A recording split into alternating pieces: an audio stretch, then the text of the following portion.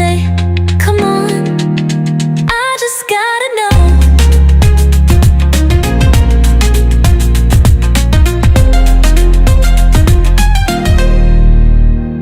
Are you honest and true? Now come on, tell me now. I just gotta know if it's a yes or a no. Are you honest and true? Now come on, tell me now. I just gotta know. Are you on the level?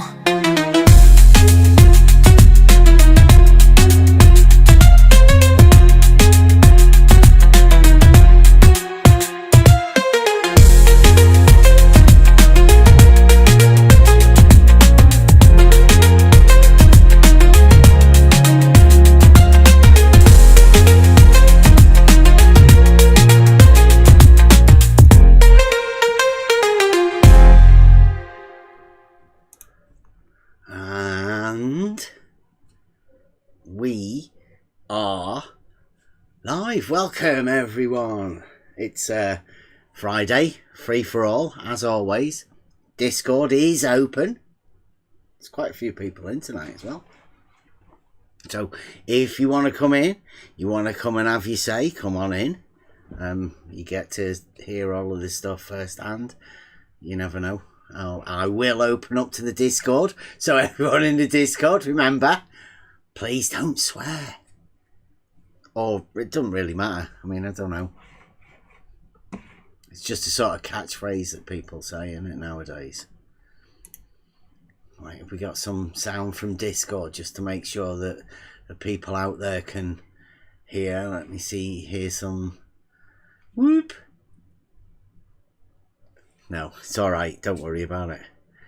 There you go. Did that help? Sorry. Thank you. Yeah, Sorry. that's good enough. I heard it. I don't know whether the people out there can hear it. We've had some good conversations as always today. And I fell asleep watching Realising Euclid. Listening to it. But usual sort of things. Now, we don't fear those sort of questions round here. You know. People come and you can call us liars and do all of that sort of shit if you want, but try and back it up with something with substance, and then we can at least engage in conversation about it. We can all learn that way.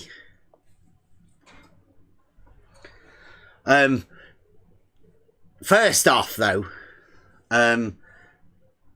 we've been in this arena for quite a bit, and me and Elder Bear went on a little trek, I guess, over the years.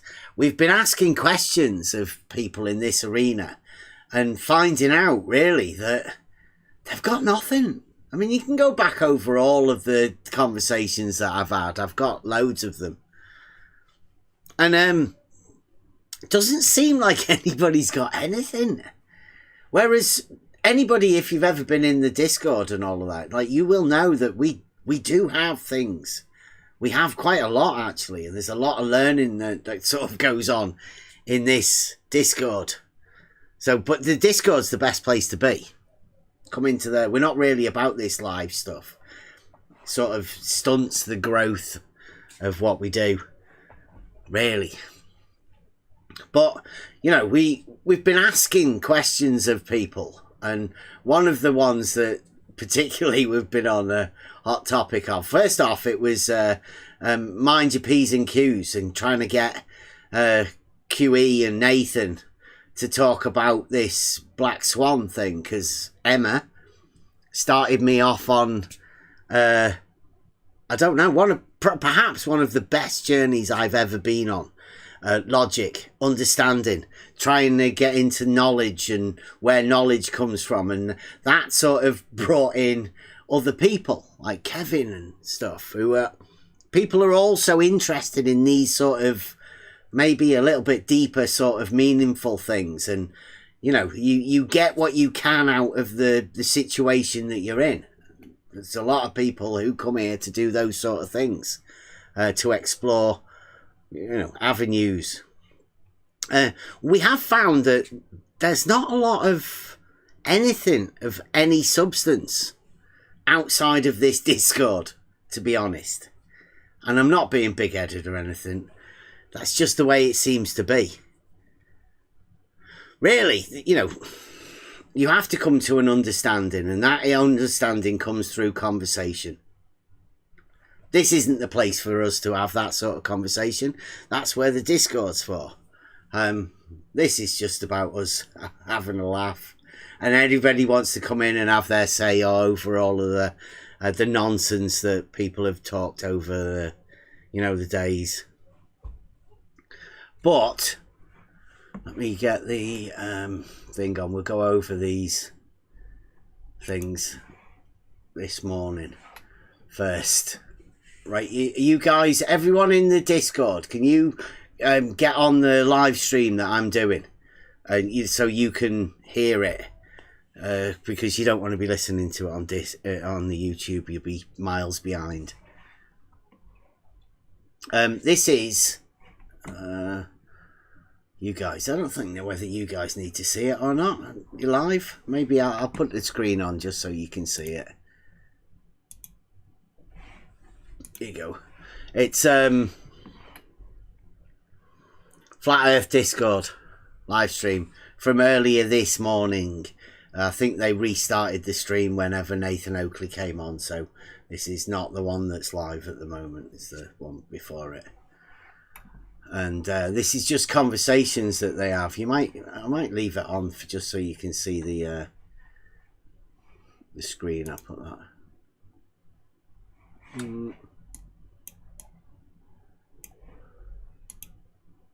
So you can see the names. Right, are you ready? You ready to listen to this? Everyone in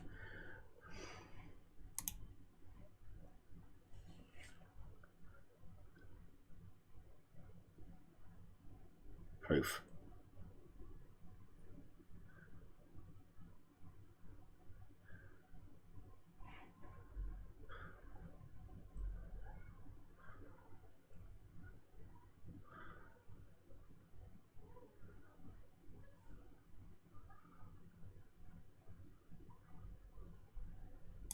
Oh, wait a minute.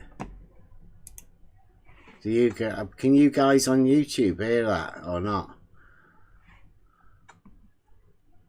I don't know whether did that go through to YouTube?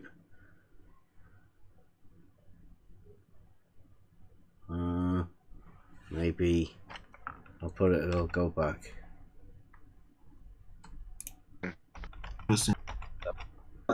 Today we're just saying, look, this is what we're looking at on the Earth. There you go. Can you hear that now? Yes, it's on YouTube. They don't really do the meta stuff that much. Right, sorry about that. Flicking through the channels. Should be okay now, though. You should be able to hear it. And here we go again. As much as I wish they did, they just don't. Yeah. Basically, the Illuminati's real. If they're faking the images and the videos, none of that proves the Earth is flat. That's what they're trying to tell you. Yeah, I get that. But still interesting, you know. I mean, it's still crazy. But there's ways you can prove it. That's what they're. If you've been listening, that's what they're trying to tell you. Yeah, I understand. It's difficult for me to prove it, yet. But I will learn it. Yeah. We can't prove. Yeah, sorry, man. We can't prove what's going through their heads, man. We can only speculate. So we try and stay off that topic unless it's Sunday. Yeah, Unless it's Sunday. But we can prove the actions. I just want to say that we can prove their reality and we can prove their actions. So. No, sorry, I totally forgot. We have speculation Sunday, so you got to wait until Sunday before you properly. That's basically why I was muted the first 3 weeks here, because I didn't care about the speculation Sunday. Anyway. 3 weeks, Jesus Christ! I've never been muted for 3 weeks. Basically. Right, so you're only allowed to talk about certain things. No speculation, just for on the Sunday. So it's just factual, as we heard last time when we went over them. But I mean, here we go. This is going to prove some stuff. I basically now. muted for 3 months because Heretic is always doing an example on me. I don't know why, because he is basically a little bit schizophrenic. No, I'm not the one muting you, dude. I've left your mic open. You've called me schizophrenic like 10 times now. You're still talking. You're still talking. Don't be. And mind you, don't this is call the us same schizophrenic. person who said 9/11 never happened. Yeah, he called Heretic a schizophrenic, and he's said that a few times, and he is still talking. He's right. We're banned. We can't even go in there and talk. Yeah. The guy's allowed to. Just to clarify, you haven't called anyone any names. No, I haven't. No. We just ask questions that are awkward for these people to answer, and yeah. Can you see this name up here? Yeah. The one that's talking.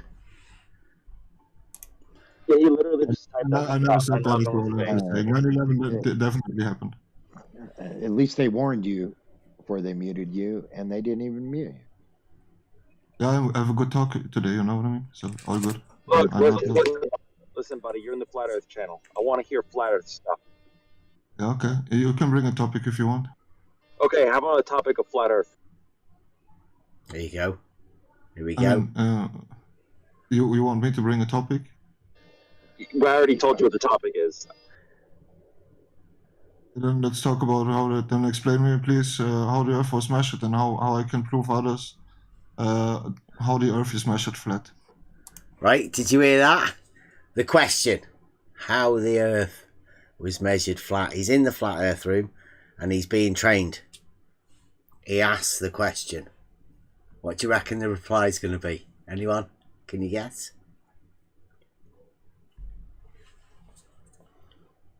Such a tricky question. Oh, well, I'll tell you. Here we go. How is the Earth measured? Sure, tell me how the Earth is measured flat. Go ahead. Here you go. Do you like that? That's what we call a sophersal. He asks them how the Earth's measured flat, and they say, go on then. Tell us how the Earth's measured flat. You'll notice this quite a lot, but this guy's clever. He doesn't fall for it.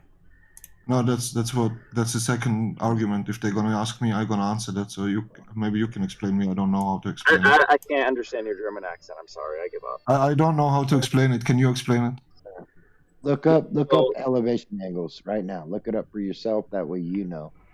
Like with the triangulation, I can explain, for example, but that's the only one of them I understand. I didn't say triangulation. Yeah, I know. See, he didn't say triangulation. He just said look up elevation angles. Step one. Not too sure how good that is. But this next one, if that doesn't work, listen to this. No. So this is what you got to do. All right, you got to go outside. Yeah. You got to look at the horizon, but don't look where there's hills. Don't look at the hills. No all right, hills. just look where there's flatness, and then you'll see that the flatness is flat. Yeah. And therefore, ED, something I forget. There you go. So that's step one. Did you get that? Do you want to hear it again? Just in case. If anybody ever asks you. Did you get it? Anybody out there? Do you want to hear it again? Like, just in case. This guy's called. I mean, I don't know whether you can actually say his name. Probably just, it's just to trigger people. But he is in this room and he's allowed to say these sort of things. Here we go. I understand. I didn't say triangulation. Yeah, I know. So this is what you got to do. All right, you got to go outside. Go outside. Step one. Yeah. You got to look at the horizon, but don't look at the horizon. Right, but there is a proviso, right? Don't look where there's hills. Don't look at the hills.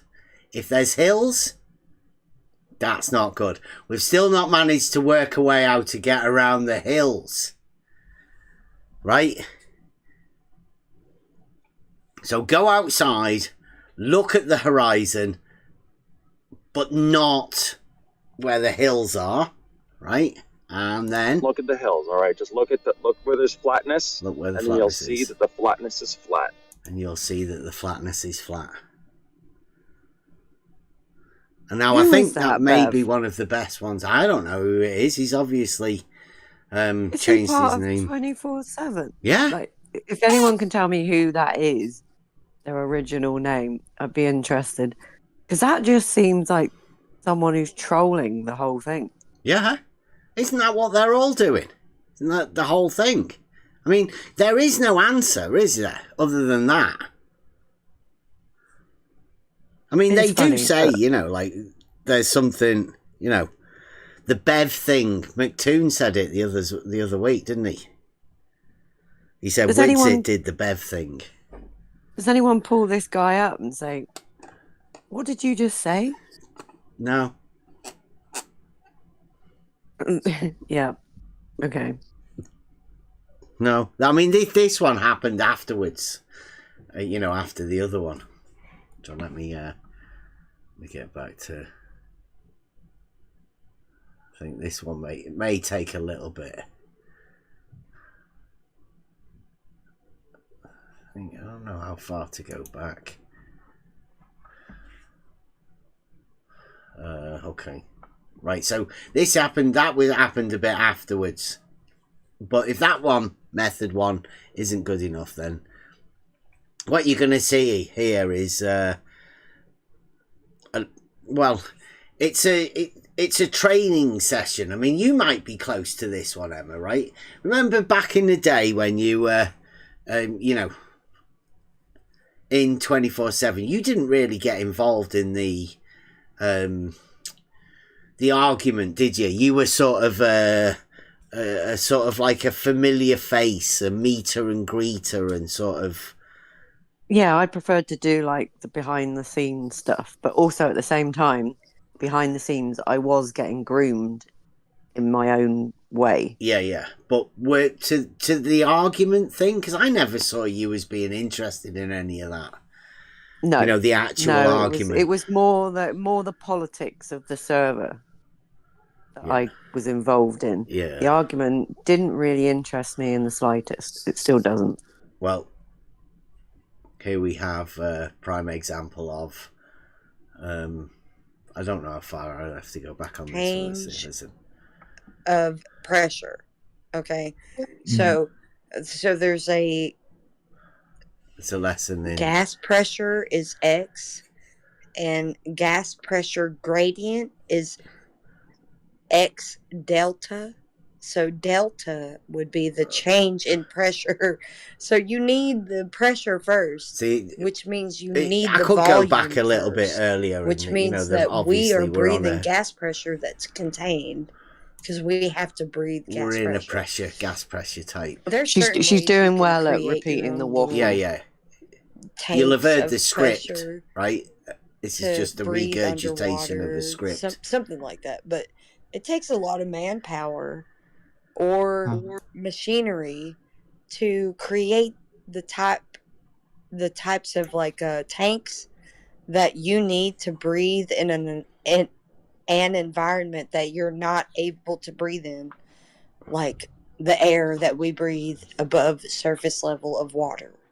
So, like when you go underwater, you need some sort of somebody else pressurized. I mean, come on, what are you doing? Gas that you breathe at every certain point of distance underwater. Certain point of distance. This is second place, by the way. This is what you get when you get a second place. Above some sort of elevation above the earth, you're going to need some sort of pressurized gas that you're breathing.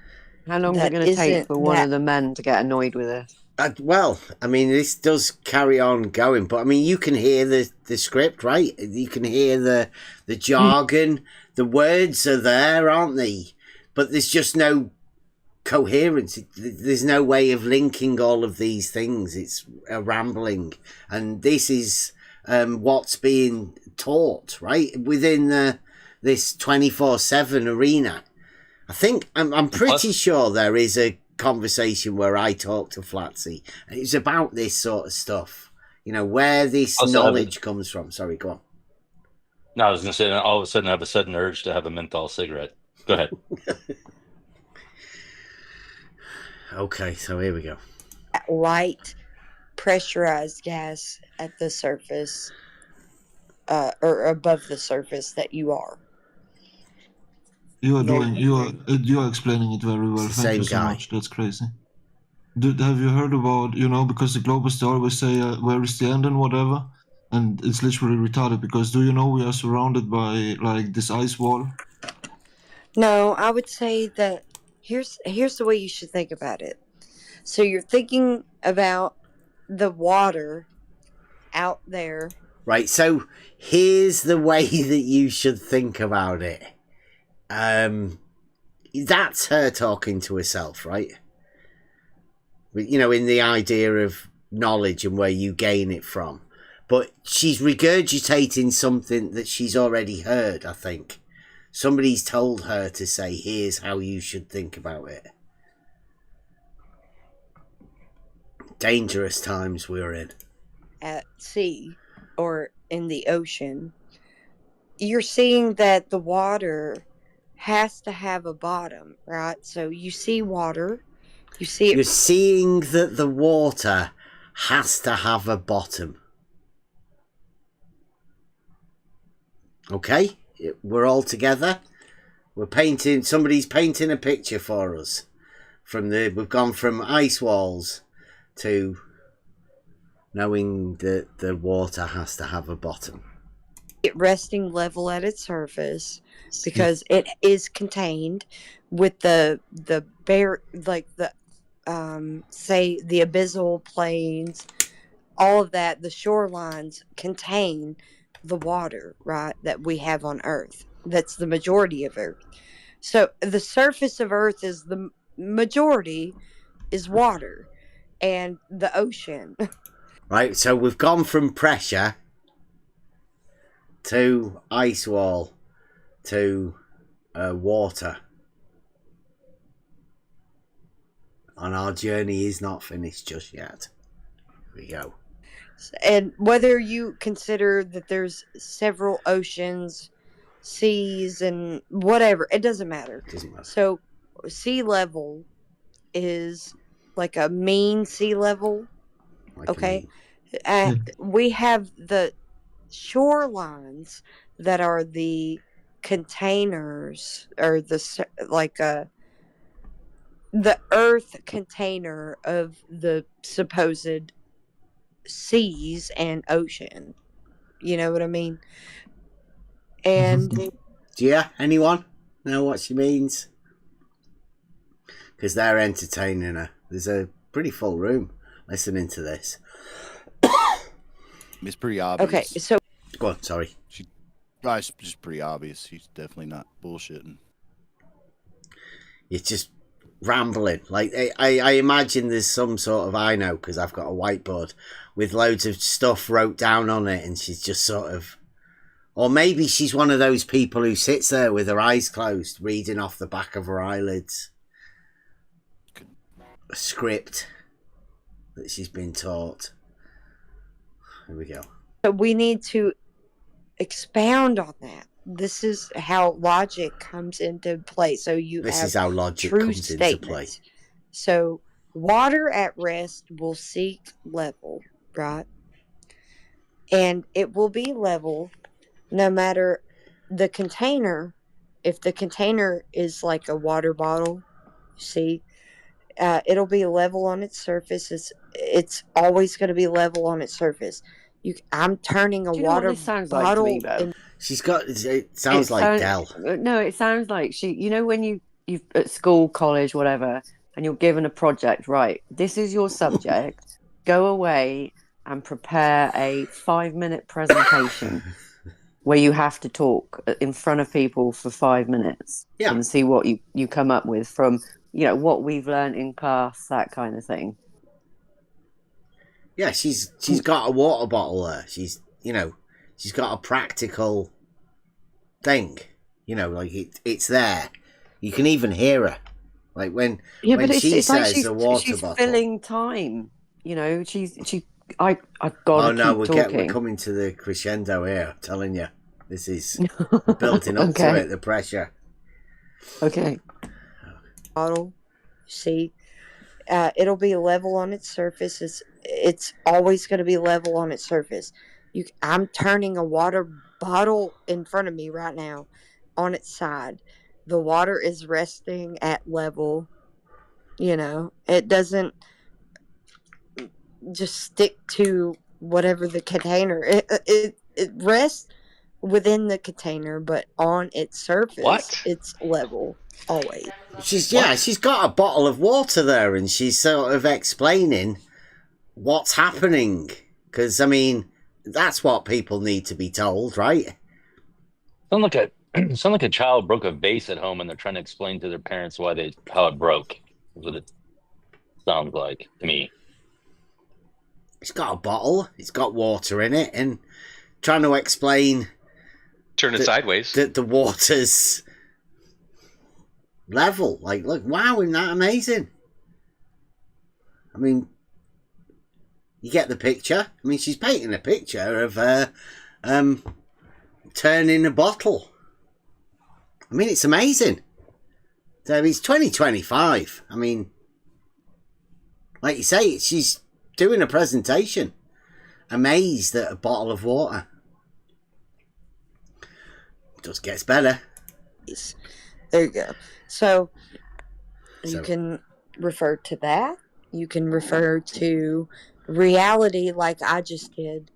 That you don't have some sort of curvature that you're dealing with. You're just dealing with level, water level, especially when we're dealing with it to level some sort of picture. I don't need a spirit level. I can just use my water bottle. Because that's what you think of, right? Don't you? You think of using a level, like, a picture?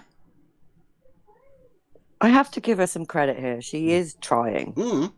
She's in this arena which is very male dominated, with quite a lot of them that can sit there and just recite the script with ease. They make it look easy, some of them. They've got the gift of the gab.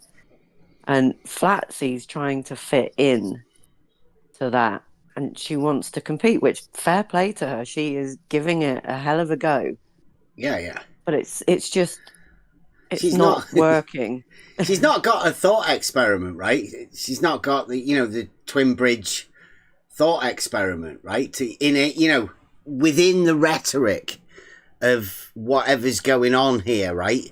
She's trying to formulate her own twin bridge thought experiment, I think. She's trying to paint that picture. Mm-hmm. But why do you think everyone else is very quiet? Because I think this is the best sort of shit that they've got. I mean, they've taught her this. This is the best they've got. And this is her interpretation of the best that they've got. So she's only going to be able to mirror what they've given her, isn't she? Yeah, but I also see some of the silence as we're not helping you out with this. This is you started this. We're watching to see where it goes, because that's what it is like. Yeah. Well, I mean, isn't everybody, right? Isn't that the whole idea of seeing how well you can pick up the rhetoric of others, and whether that's a better way to explain things than the thing that you had previous? I don't know. But I mean, to me, it's fascinating because, I think she's trying to explain something that, we would probably, I don't know. But where's the conversation? Where's the people chiming in? Because that's how you learn as well, by conversing and hearing other people's opinions on what you said and that kind of thing. I just feel like they've left her hanging a little bit. There's none of that. Yeah, well, I think this is a practical demonstration, and as you will hear, this practical demonstration has, I don't know, really weird things. I mean, especially when we're dealing with it to level some sort of picture. I don't need a spirit level. I can just use my water bottle and turn it sideways and put it and nail it against the wall where the water isn't. Right, so you can't just use a water bottle. Got to turn it sideways and nail it to a wall. Did you say nail it to the wall where the water isn't? Yeah, listen again. It's just dealing with level, water level, especially when we're dealing with it to level some sort of picture. I don't Practical need use. a spirit level. Doesn't need a I spirit can just level. use my water bottle and turn it sideways and put it and nail it against the wall where the water isn't. Where the water isn't. It's like, oh no, Flatsy, can you not just use the spirit level? Or just eye it? Have you ever nailed a spirit level to a wall, though? There's no need to, is there? But she doesn't need the spirit level. Like, get her a bottle of water that she's got in her hand. Yeah, I've hung hundreds, if not thousands, of pictures, and I've never nailed a water bottle. Never thought of nailing a water bottle to the wall. That's the problem, Buster. You weren't thinking outside the box or the bottle, as it were. I definitely spent way too much money on spirit levels. That's for sure. I can just see her fella coming home and going, fucking hell. And like polyfillering. Like, there's everywhere around a picture in Flatsy's house, there's like polyfiller holes that her fella's had to fill in because she's been nailing water bottles to the wall because the picture frame doesn't look level.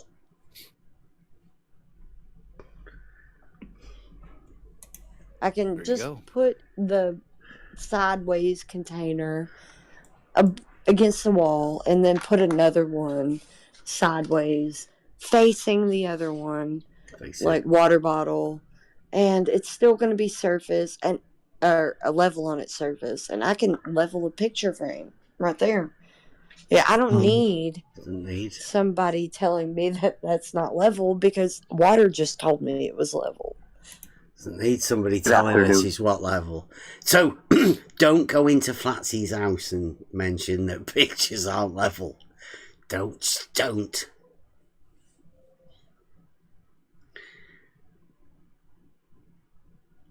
Like, can you imagine adjusting the picture? Didn't look... I don't need anybody telling me that a spirit level is the best way to do it. No. Because if I put two water bottles angled in a certain way and nail where there's no water to the wall, I can level a painting. I would have... Yeah. Yeah, do you get the feeling now that this is becoming a little bit of a possible there may be an issue growing? Wouldn't you then have an extra nail above the picture that you didn't need? She does say that. Now an extra hole. That's what we were saying. Like, you got all these water bottles nailed to the wall, and you've got your picture hung. Great. Yeah. I suppose you could make it into its own unique artwork. Yeah, you've got loads of nail holes that a fella must be having to fucking pull bottles off the wall. How long is this super chat, by the way? Are you actually speculating on the reality of this? Yeah, this is a practical thing. You listen to it. I'm telling you. You listen to this. Emma said, "Would she have an extra nail?" Would she actually do that? I thought she nailed the bottle to the wall. It? Yeah. I'm confused. Has I'm she just got loads of nails walking into that house and seeing that there's like polyfiller holes all around every one of the pictures. Well, there's one thing that's right, darling, here. not there. Up a bit. No, water does find its there. level, so we do have that. Yeah. But It's like when you come in here, right, mates, do not say anything about the picture frames not being level. In fact, don't mention level at all. How does she know that the bottle's, horizontal even? She can't be sure that there's not a slope. Is that your connection again, Elder Bear? Sounds really weird again. Is that me or? No. Elder Bear, it sounds like you've gone alien type. Alien chatter. Right, I'll play this for a bit more. In a certain way and nail where there's no water to the wall, I can level a painting. I would have to mess up the wall more, but yeah, I get you. That sounds. She would. She'd have to mess up the wall more, but you know, at least the picture would be level.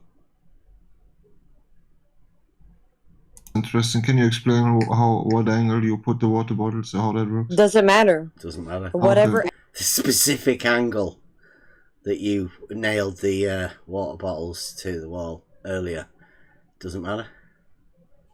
Doesn't matter. Angle I put them at, it's gonna still rest level Yes, on obviously. the surface. Exactly. Crazy what we learned. Yeah. Thanks. Water always level. By the way, while I was talking about that, I was doing it in real time. So this is the difference between me and you crazy flat earthers that don't care to do anything. Like, I can prove it to you. See? She was actually fucking doing it. I was gonna say I didn't catch that. You didn't catch that? Yeah. No, that she's I'm actually doing it. Yeah, So, you crazy flat earthers aren't doing anything. I'm fucking nailing bottles to the walls to get me picture frames. Yeah. She says she was doing it. So yeah. Yeah, go back again, right? You want to listen? You thought we were having a laugh, but I mean, this is literally. It was level. By the way, while I was talking about that, I was doing it in real time. So this is the difference between me and you crazy flat earthers that don't care to do anything. Like, I can prove it to you. It's demonstrable. I can tell you how to prove it to yourself. You don't have to go out to the beach. You can just go try to level a picture frame on your fucking wall with. See? Like, what are you doing going out to the beach? You should be nailing bottles to your walls. This just got suddenly very embarrassing. Really? Is there a reason? How so? I mean, is she a little bit, shall we say, inebriated? Yeah, but isn't this flat Earth? Isn't this how the flat Earth mods talk to people? I mean, she's talking to the other flat Earthers. She's not talking to you, is she? No, I know, but like, literally, the way nobody cares. Nobody's really bothered.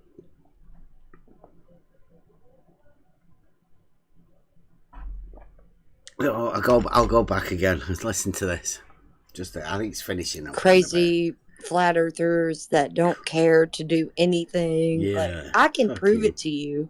It's demonstrable. I can tell you how to prove it to yourself. You don't have to go out to the beach. You can just go try to level a picture frame on your fucking wall with water bottles. Yeah. Tell me if you're gonna do that with 2 water bottles nailed to your wall and follow the direction of those water bottles, level a frame on your wall. Tell me if that's level. It's gonna be. I guarantee it. Yeah, that's we all have to try that, I think. So what are we missing here? I feel like something is still important for me to order for the Globetrotters to understand. Like, water is always level, curvature cannot be measured, Earth was always measured flat, and gas has to be contained. Do you think that's and then I'm well prepared for my next debate? Or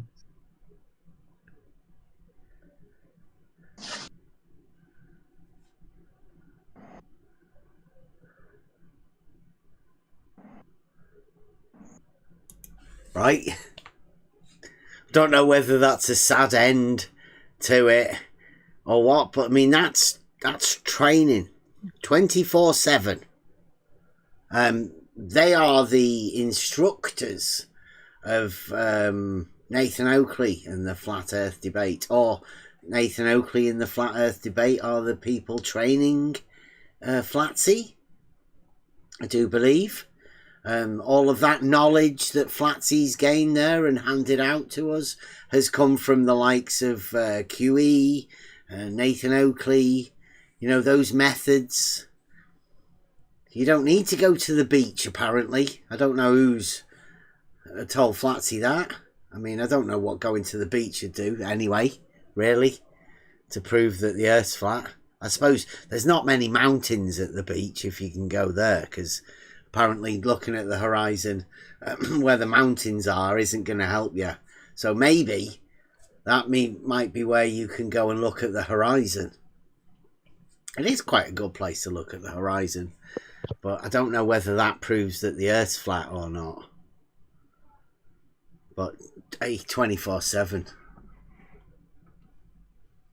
Want to go back and listen to that, or is it a bit too sad? No, I'm not sure how to feel about that. I feel bad for her because she hasn't seen what this arena's like yet, or she doesn't have the skills to kind of, be a little bit removed from it. She's jumped feet first into it. She's still there. I feel bad for her. I got out of it. Yeah, thank God. I never reached that point, fortunately, but I could have done. That could have been me sat there having I don't drink anyway, but I mean, that is one of your laws, isn't it? Right? Don't drink in Discord. Yeah. Which that would have been very good advice for Flatsy to have taken on there, right? Maybe that would have been her knowledge or whatever of coming out, but the alcohol didn't help. I think but I think sometimes I'm not going to say women, because men do it as well. They need a little bit of courage to speak. I totally get it. It took me months to actually pluck up the courage to talk on Discord, but I didn't use alcohol. But some people need it, and I feel like she's trying to compete with a lot of male voices in this arena. So maybe she needs that extra little boost. In a way, I understand it, but I do. It's embarrassing, and I feel quite bad for her. Yeah, you have to be aware, don't you, that there's like a friendship type thing, and you get at ease and in a comfort zone when you're talking to people on these Discords. But you have to be aware that certain times, or at any time really, that could be recorded. Yeah. That was public. I mean, I went back to watch the video from the live stream that 24/7 publish. Yeah, I mean, it didn't end there, but I think she's kind of been falsely elevated to, a position in the hierarchy. She's sort of under QE's wing, in a sense. She's got a position there, and she obviously, from my opinion, she looks up to QE. I think she's got a kind of a father figure issue in her life, and I think she looks up to QE, and she copies a lot of his ways of talking, and I think maybe she feels like she's got I don't know whether she has got any more power on something or rank, if you like, than anybody else other people in 24/7 at that point. But she comes from that Oakley QE royalty in a sense. That's what they do. So yeah, as women, I think it's slightly different in this arena. I know men go through the kind of same grooming process, but for women, that could have been me, Elder Bear. I used to be, QE used to come and talk to us all the time, Sleeping Warrior. I was on the panel I was a QE's angel, as he labelled it, and they gave me a wrench, and they tried to push me in this certain direction. But like I said, I never got as deep into it because I saw the crap behind the scenes. But it's less so, digging at Flatsy. It's more trying to point out what this arena does to people, especially women. Yeah. it's not, it's not. It's just an example of the nature of this place and the groups of people. It isn't, it could be anybody, couldn't it? It could be anybody, but this is the kind of thing that happens. I've watched their language change over months, really. All of them are changing, and every one of them I've yes, heard, daily. I mean, all of that sort of stuff. Since last week, it's getting worse and worse. yeah, since last week when we were in EA, the language has changed drastically. They're leaving things out. They're being careful what they say. They brought other little pieces of rhetoric in, because this thing, with Flatsy, this whole thing this morning was kind of a training exercise amongst them, because there was only one guy who came in later who wasn't part of them, but they were playing. It was just a play act. That Anon was pretending he was a Glober. He's been around for ages, and then when the Glober guy did come in, then Anon led the flat Earth Inquisition, if you like. He showed his colours. So they kind of play this little dance, trying to hook somebody in. So if you're listening, you try and maybe go in to help this other Glober, who you think's a Glober, but he isn't. And they just draw you in. And it's not like an education of bringing people to the truth, to the light, if that's what they pretend they're doing. They're just trying to pull somebody in to just piss about with them and to make them look stupid, and then shout at them and make them look ridiculous and tell them to fuck off. And it's an endless game that goes on. It's, because I hear them say, well, we were all Globers once, and I wonder, is that the kind of thing they appreciated? Is that what brought them to Flat Earth? That people calling them retards and swearing at them and doing the Oakley thing, and then they went, oh, you're right, mate, I get you, yeah, it's flat, man. After all that, would have thought, an educated, kind of gentle conversation, if you like, and to bring people to a different understanding, if that was the truth, but this whole kind of game of playing people and just looking for entertainment for themselves. It's almost like, let's get this guy who's walking past the playground, let's get him in here and push him around and bully him a bit and kick him out and have a laugh and have another bottle of a beer with, together. And funny little thing that goes on. So yeah, Flatsy was kind of a bit part of that, but yeah, she was a little bit inebriated, and it doesn't help. Yeah, but the story, the education in that, was just totally ridiculous. Nailing bottles of water to the wall. Is that what they've come to after 10 years? That this is their, how they measure the Earth flat. Yeah, just like, I'm not like one of you. Earthers going to the fucking beach. Yeah, fuck your angle. Your elevation angle, I got a bottle of water. Yeah, nailing bottles it's like of being water. stuck. It's like being stuck on, like waterfront's level. That's not wrong. Like that's actually true. But it's like when you get to the actual water level, the tool, that's when, like, to me, that's when the game changes, or it doesn't change; it ends the game. Yeah, I mean, that's realizing Euclid.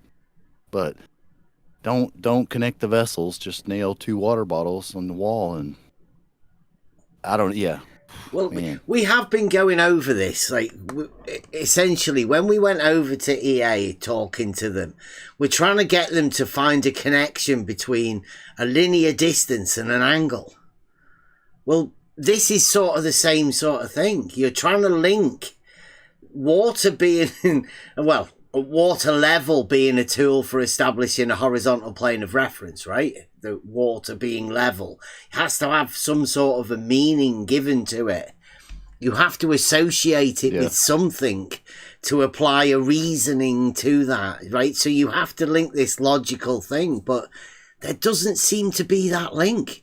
It seems to be really difficult to get people into a conversation where you can just make those links together. They sort of rebel against it. Yeah. Yes. Yeah, increasingly there's less and less and less of anything of substance at all. Yeah. So, wait, you're Yes, saying there's incredible. no substance in flat Earth? Absolutely not. No substance in it. Yes, no, it's not. There's There's nothing not. solid Based that on what you could. Based on what? On everything they say. Well, I'd like to see. I've never seen anyone provide evidence of the globe, so there's no substance in Well, that. they're not. Yeah, they're not devoid of their issues either. It's not a one-sided thing, really. Yeah, I mean, you can't just point at the other side and say you've got nothing. Okay, Whilst okay. you There's standing no there truth. holding Sorry, nothing, hang on. right? I can provide evidence for the globe. Oh yeah, here we It's go. not that hard. There's no two sides to the debate. You've got a group of people who are misinformation agents, and you've got truthers. But that's all. That's all. There's only one side to the debate. Oh, that's a false dichotomy that you've just set up. Nice. Okay. What's the side of the debate then? You and just another group of government people bullshitting people. You've got truth Who's not- and not truth, have you? Wait, I mean, well done. Wait a minute. Who's not genuine here? I'm just a guy sitting here in my chair. Like, what's? Yeah. Like, I don't get that. Okay. Look, you hit the nail on the head, right? You were trying to apply this ideology that these flat earthers are running around ganging up on people. It's not the truth. It's the other way around. Where did that come from? The other guy was implying this. Who was?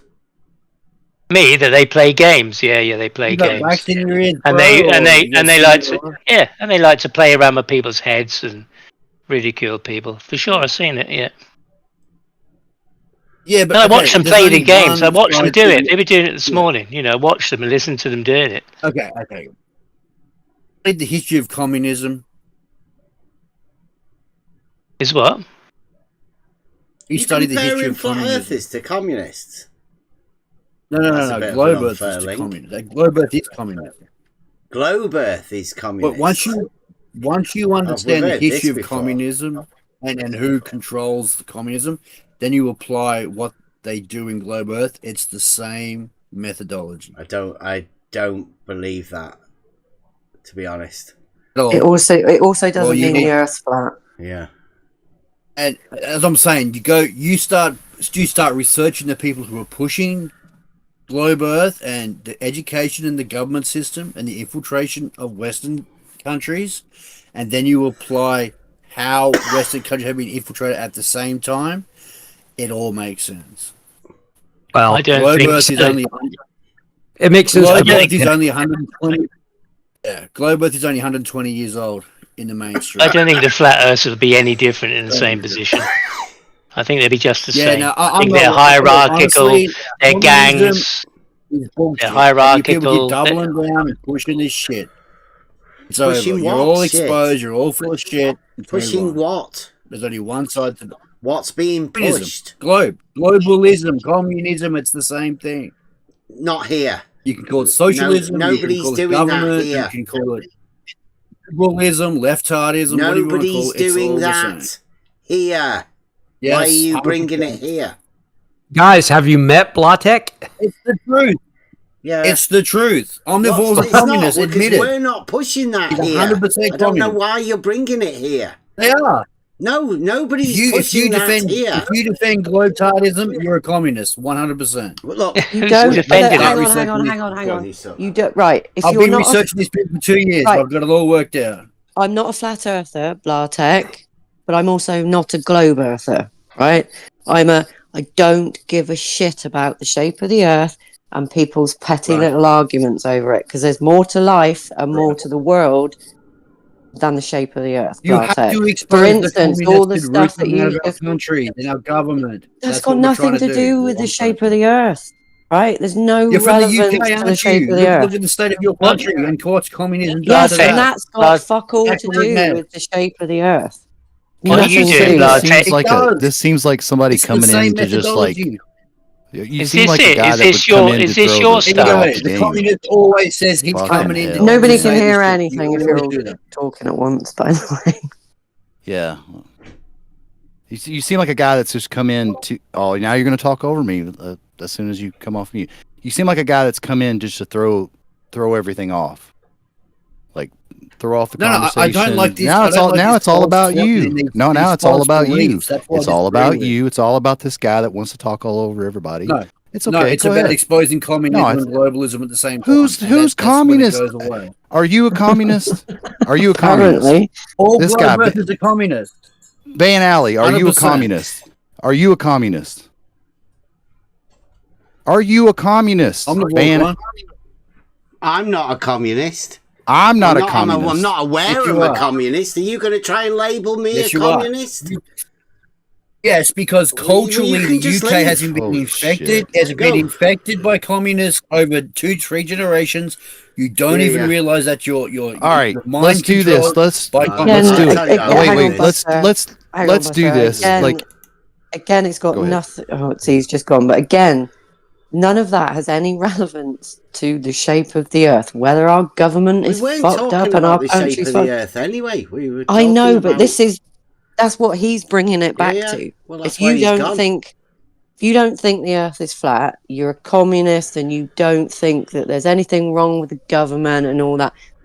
That's just bullshit.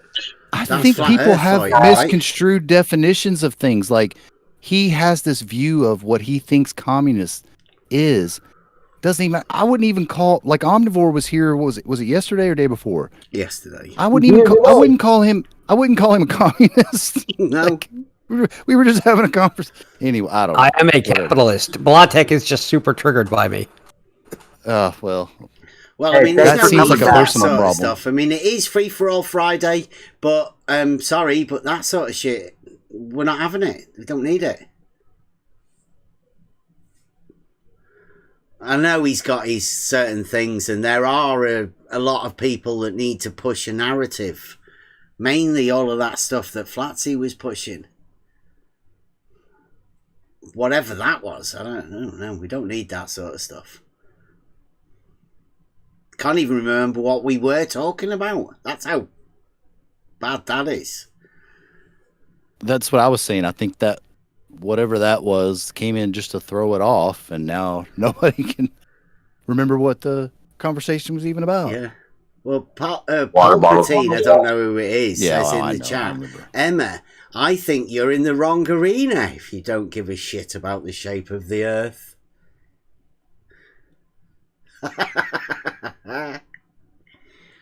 Well, what's it been for the last year? I guess maybe more. Going back into the cave. Yeah, I think yeah. It does. You know.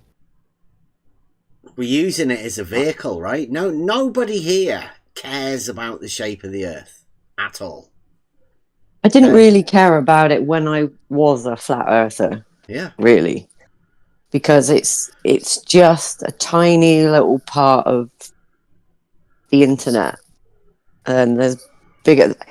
In reality, what does knowing the shape of the Earth do to your everyday life? What does it change about your day-to-day life?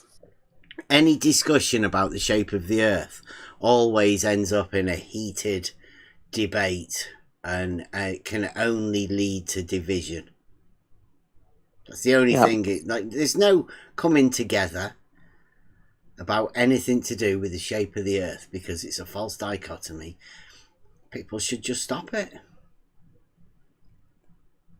But it's fantastic learning about yourself and how much you can learn. Like Buster said, going back into the cave and finding those shadows.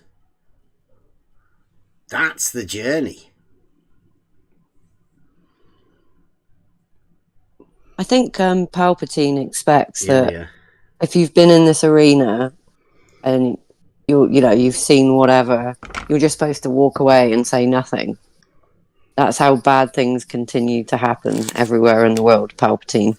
But the fact that some of us in here were part of Flat Earth in whatever shape or form for a while, and we saw a lot that was wrong with it.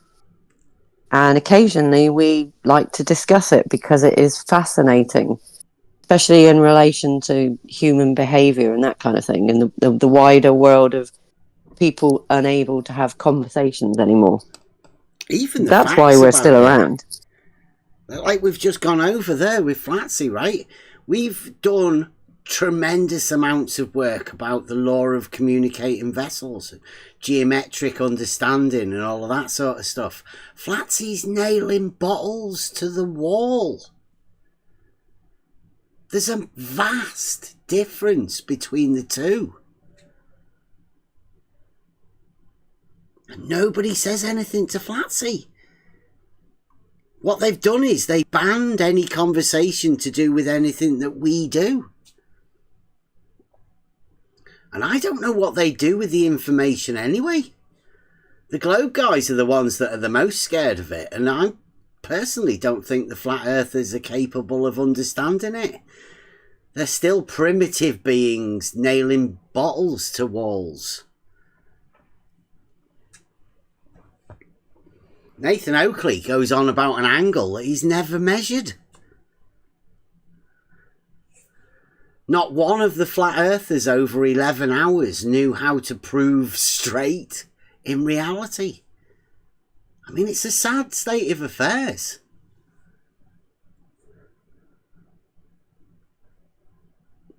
That you can learn loads with. I consider, you know, the amount of stuff I've learned since coming into this arena is 100 times more than I'd ever learned in any school or class or anything.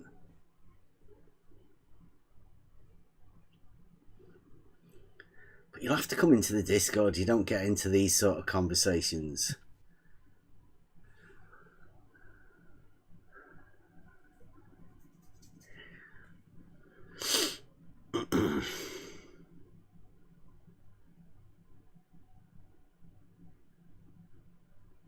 So, I don't know whether it's you getting upset about that. Worth mocking the shape of the Earth discussion. I think it is. I think it is. I'm with Kevin.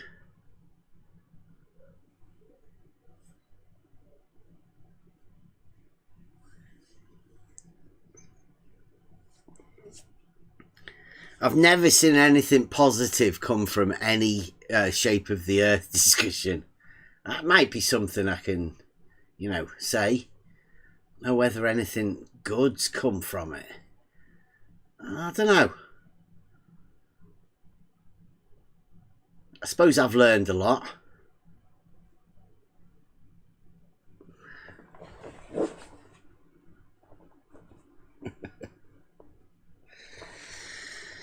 Oh. So, anybody got any other topics? We did have a full-on discussion yesterday with Omnivore about... Anybody know? Omnivore didn't seem to be able to do a straight line either. Boys and Horizons, I seem to remember. Yeah, and we did teach him about the Modus Toland's Black Swan. Thought it was a picture. A lot of people make those sort of mistakes. Being in this arena for so long. And I personally sort of take a little bit of offence at that, because it was Emma that told me to, you know, well, she told QE to mind his P's and Q's, which has led me on a perhaps one of the best journeys of my life. Discovering logic.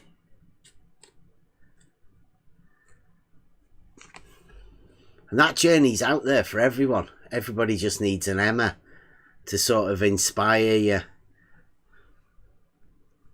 into that journey.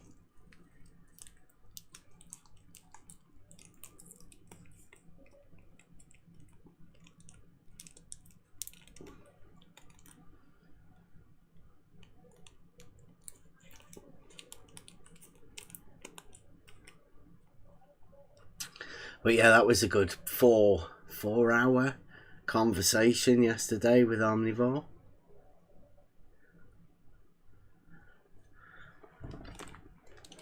Very similar to the talk that we had with the guys over at EA. But different than Zetetic Warrior. I think Zetetic Warrior is a bit similar to the 24/7 guys.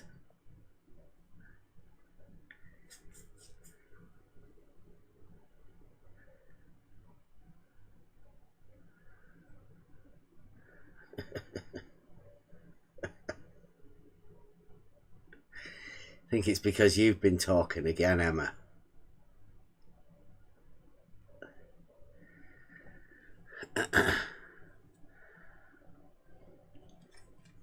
We were talking yesterday as well about the inclusion of this false dichotomy into the, the religious side of it.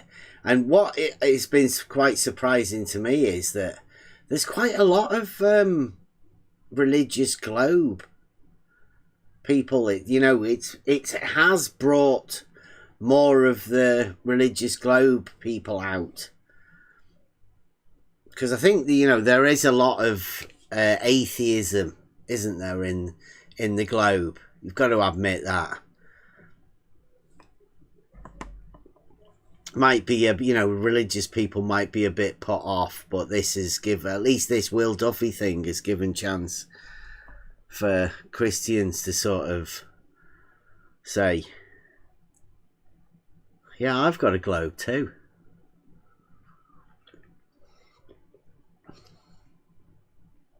Yeah, but the flat earthers have been sort of waving the God stick, haven't they, for ages? I think that sort of might be what led Will Duffy into, what he's done.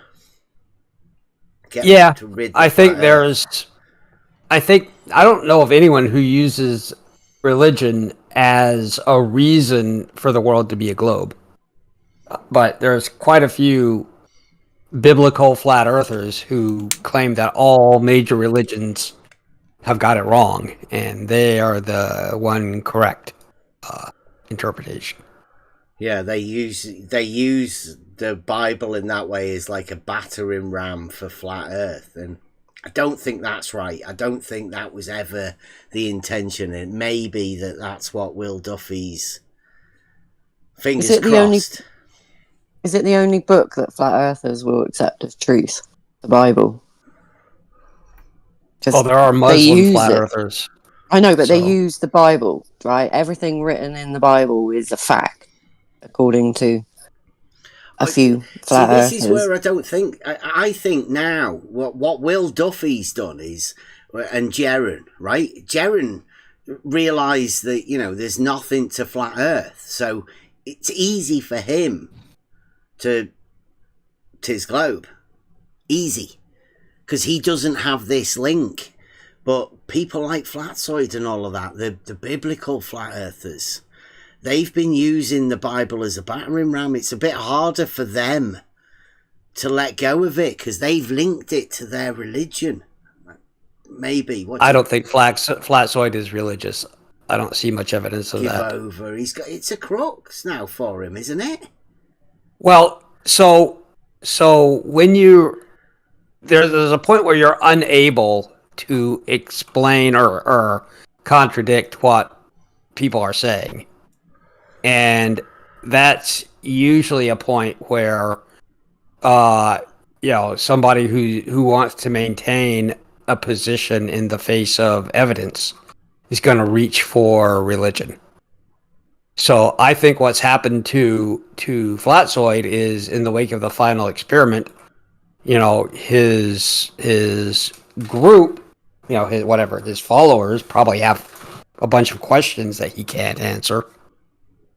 So, by reaching for religion, he can, for a time, avoid some of some of that awkwardness. Is it not a case of a church and a religion? Right? And where do you place the church in relation to the religion? Because, it's as though Flatsoid's got a religion, but he's also got a church of flat earth. And he's linked it to this other religion. Now, they've both become linked together. And he can't separate them. Whereas Jaron didn't have that religion. Right, so it's easy for him to swap his church. He's become an apostate, if you will. He's moved his church to the globe. Well, Jaron had something that now, Flatsoid isn't Jaron now in the process of finding his religion? I don't think so. So Jared had something that Flatzoid has never had, which was a theory of case. Do you know what I mean by a theory of case? Well, would Flatzoid not already know that the sun rises at the right and moves right to left? Would he not already know that? He would. Well, first off, I have no idea if Flatzoid is being 100. I don't know if he's not thinking about it or if he's figured stuff out but wants to keep making money, or if he. Are you religious? Am I religious? Yes. Yes. Okay. Yes. So you do have some sort of a church as well, right? You have the idea of the concept of the religion and the church. Yes. But I think it's important to note that what happened with Jaron is that unlike 99.9% of the flat earthers, he had a real internally consistent, at least he thought it was, theory of case. Meaning that if you ask him questions, he would show you how he thinks the flat earth works. Mm-hmm. Okay? Yeah. And he would be able to go into detail. Well, just hang on a second. The sun circle falsified that, so it was easy for him I agree. Well, it's simple. So, what happened was when he saw, so he had the theory that the sun is going around, the Tropic of Capricorn. Yeah, he had it going one way, and he saw it going the other way, and that he saw it to the couldn't do that in his head.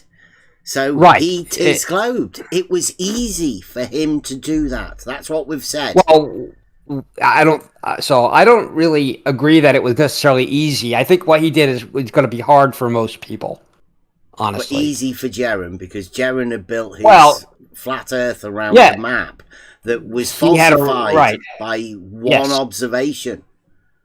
Yep, right. I would agree. Okay, so that's dead easy for Jaron. What I'm saying is, Flatzoid, although he's not seen it for himself, right? He's not trusting it because he's linked it to his religion. The flat Earth is linked to his religion. So he's got more than just that map. Jaron just had the map. Well, Flatzoid doesn't have a falsifiable theory of case.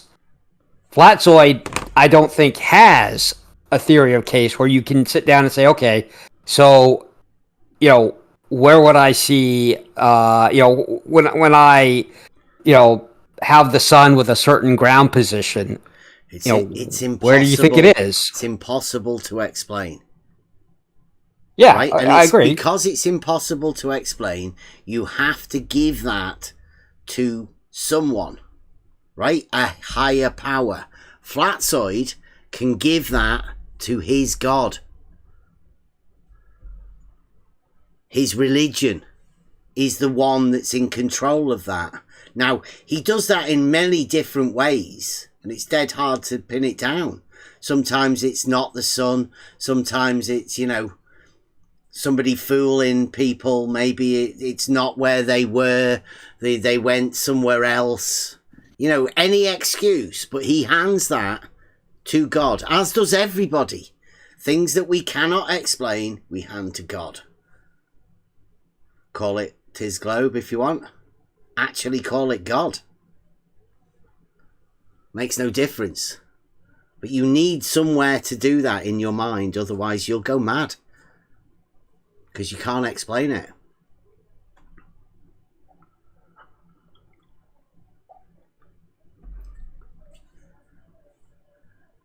Flat earthers can't explain it, so they have to do something. And people like Jaron, people with no religion, can easily move their church to the Church of Globe.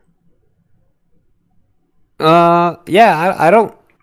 I mean, I don't think I would call it a church, but I understand. But Flat Earth, we can build certainly that church does in the globe, right? You can't build a church in Flat Earth, can you?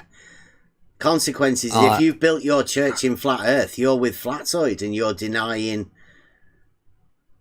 things that are. you're denying a lot of evidence. Yes, I don't think that's a problem for most flat earthers. I think it was a problem for Jaron.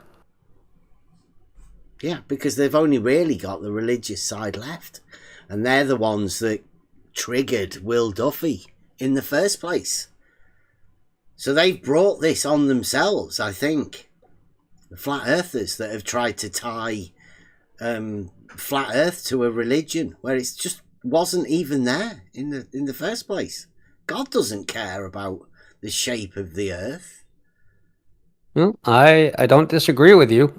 But like I said, I think that there is a distinction between having a falsifiable view of flat Earth, which most flat earthers do not have, and having a falsifiable view of flat Earth that gets falsified, which is what I think happened with Jaron. So I do give him extra credit for having a bravery for having a falsifiable position. Yeah, he had the false dichotomy in place, so it was dead easy for him to. Well, I mean, he doesn't call it a false dichotomy, obviously. He can't. I just say that he had a position that was falsifiable. Yeah. His position was it works like this, and when he, when that was falsified, he was like, okay, it doesn't work like that. I have to come up with something else, and he went with globe. Yeah, that's impossible. Yeah, but that's always happened. Sorry, go on, Buster. Oh no, he held that AE model up like it was a religion. I can remember watching streams of him he found the weather map that was that. So he held that as an entity, like that was his world schema. It was. It absolutely was. And and he had a whole set of ideas about how he thought that would work. Yeah, and so when he went and saw the sun circles in the south, it destroyed it. Yes. Yeah. Yeah, I would say 100%.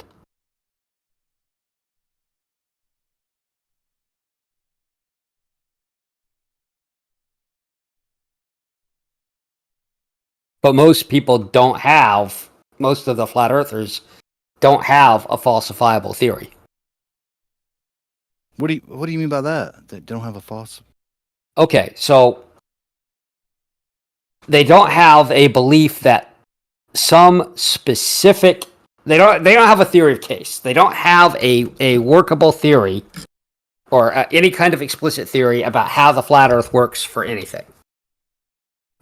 So there's no piece of evidence that you can show them that would break their worldview. So with Jaron, he did have a falsifiable theory. His theory was it's the AE map literally.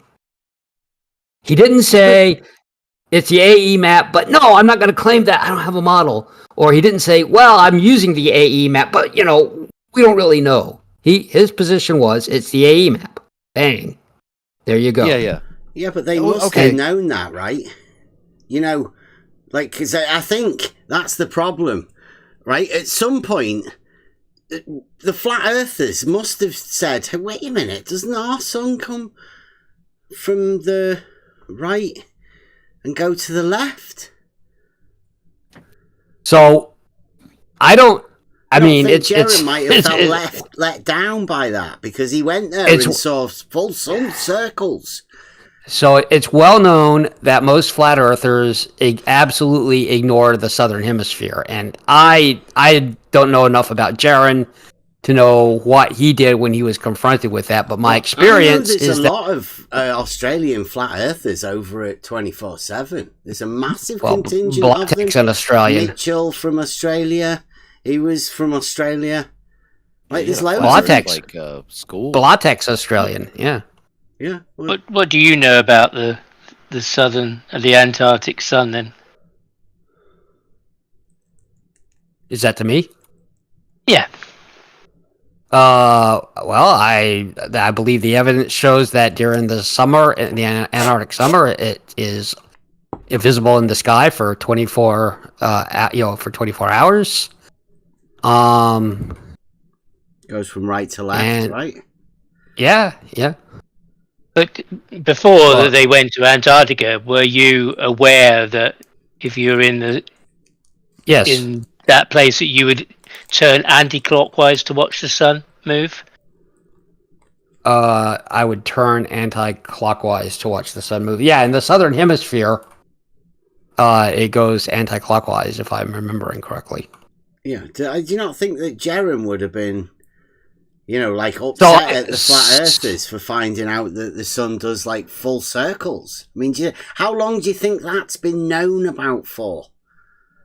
Oh, I don't know, many years. And nobody had pointed that out to Jerem, had they? No, they had. Because when all the flat earthers said that was impossible for that, for there to be to even be a 24-hour sun there, I never heard anybody pointing out, and particularly anybody from Australia pointing that out, that actually the sun comes, is anti-clockwise. We move anti-clockwise to follow it. Or in the north, you follow it clockwise. Well, like I said, I hadn't heard it. Now people are saying they always knew that. Most flat earthers avoid that discussion like the plague. I mean, they there's a lot of things they can't explain. Two separate hubs of rotation, for example.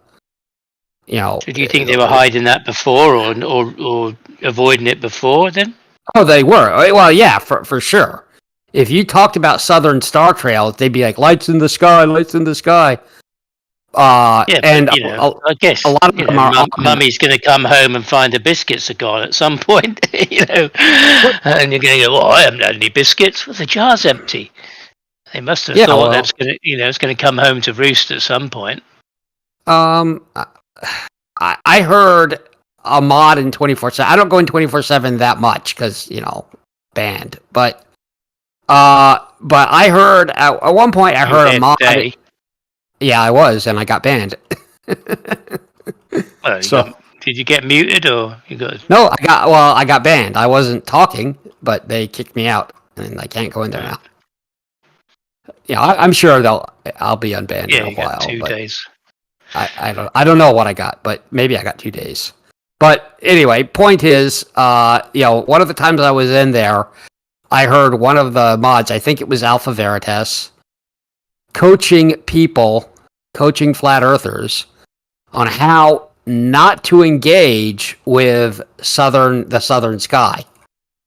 He's like, you got to tell them that, seeing what we see in the sky, nobody understands it, and it doesn't matter what we see in the sky because it doesn't affect the shape of the ground, and so on and so forth. So he was giving them, the rhetoric necessary for necessary to be in a conversation with the flat earthers. So I just don't get it how Jaren, after he's been around a long time, he's hung on to the AE map, and that he hadn't heard it from somebody that's what happens. That's why he's pissed off in Australia, and he'd already considered, how the hell could I explain that given my AE map? I just find it a bit weird how it's only now that people are saying, they're only now saying, oh, we knew that, and even Globers, it appears, are now saying something like that, but I'd never heard it said before. I mean, I've been around for 10 years. Globers, I think, I mean, I don't know all, I can't speak for all Globers, but I think Globers always knew that. What, the two? I asked somebody today. They've never. I asked somebody today who lives in Australia. Sorry. Look how hard it is for people to conceive of it. You're saying that you always knew about it. Yes. Well, why did you never bring this up as a thing to the flat earthers? I did. Do you know who Troubled About is? It's impossible to explain, right? I know, yeah. Do you know who Troubled About is? We all seem to have been mind what to not know of this thing ever? No, I'll ask one more time. Do you know who Troubled About is? No. Yeah. Okay. Troubled About, well, Globe Gangsters. You might. Yeah, Bev, you The would. Aussie It's lady Knip and Globe It. It's Knip Gangsters. It. Oh. Knip It. Yeah. So, what she does is every time she's in a discussion, she goes straight for the southern hemisphere sky, straight for the throat, and But inevitably, she doesn't mention the sun circles. she, as far as I know, she does. She does star Southern trails. Cross is She all does I've heard direction. her talking about. Just to start. Southern Okay, well, Cross. I'm telling you what I've observed happen. Yeah. When she does it, if she's in a flat Earth friendly forum, they'll shut her down.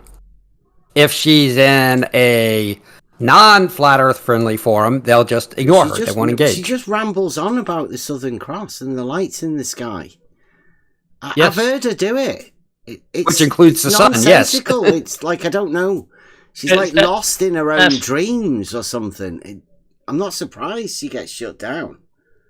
Well, that's the stars, isn't it? I mean, all I've heard the explanation about is that just turn round, look the other way, and they'll go in the other direction. And that's the only rebuttal I've heard about that. But I haven't heard it said about the sun. Well, okay. I'm pretty sure she talked about the sun. I've heard some of those conversations, and I've heard people, do whatever they could to avoid, engaging with that. So But that's been mine. the sun circles that did Jaren. I've never heard Jaren, engage with. I have never heard him confronted with that. Yeah, he didn't, because the sun was there for 4 days. He didn't get to see the Southern Cross at all. Right? They didn't film any of that. With Jaren, it was just the sun circles. That was it. That was all he needed to falsify the map that he did have. Because the sun on the other map that he did have went the other way round. In a big circle. So him seeing it go in a counter-rotational circle completely falsified the map that he did have. There was no way he could explain it. Now it seems a big bunch of the other flat earthers who claim they don't have a model, don't want to face it, don't want to deal with it at all, because they do actually have a model in it, and of course this other rotation doesn't fit on that model, even though they say they don't. They do have one, because they talk about it all the time. But and so it's a bit confusing, because it's impossible to explain. The point of them saying they don't have a model and holding to that as hard as they can is to prevent somebody from falsifying it. Of course, they do have in their head a model, and it is the AE map, but because that is a very fragile belief. You don't know what other people have as models in their heads. You haven't got but I do. No, you don't. I told you I can read minds over TCP/IP. Yeah, that just shows that you're mental.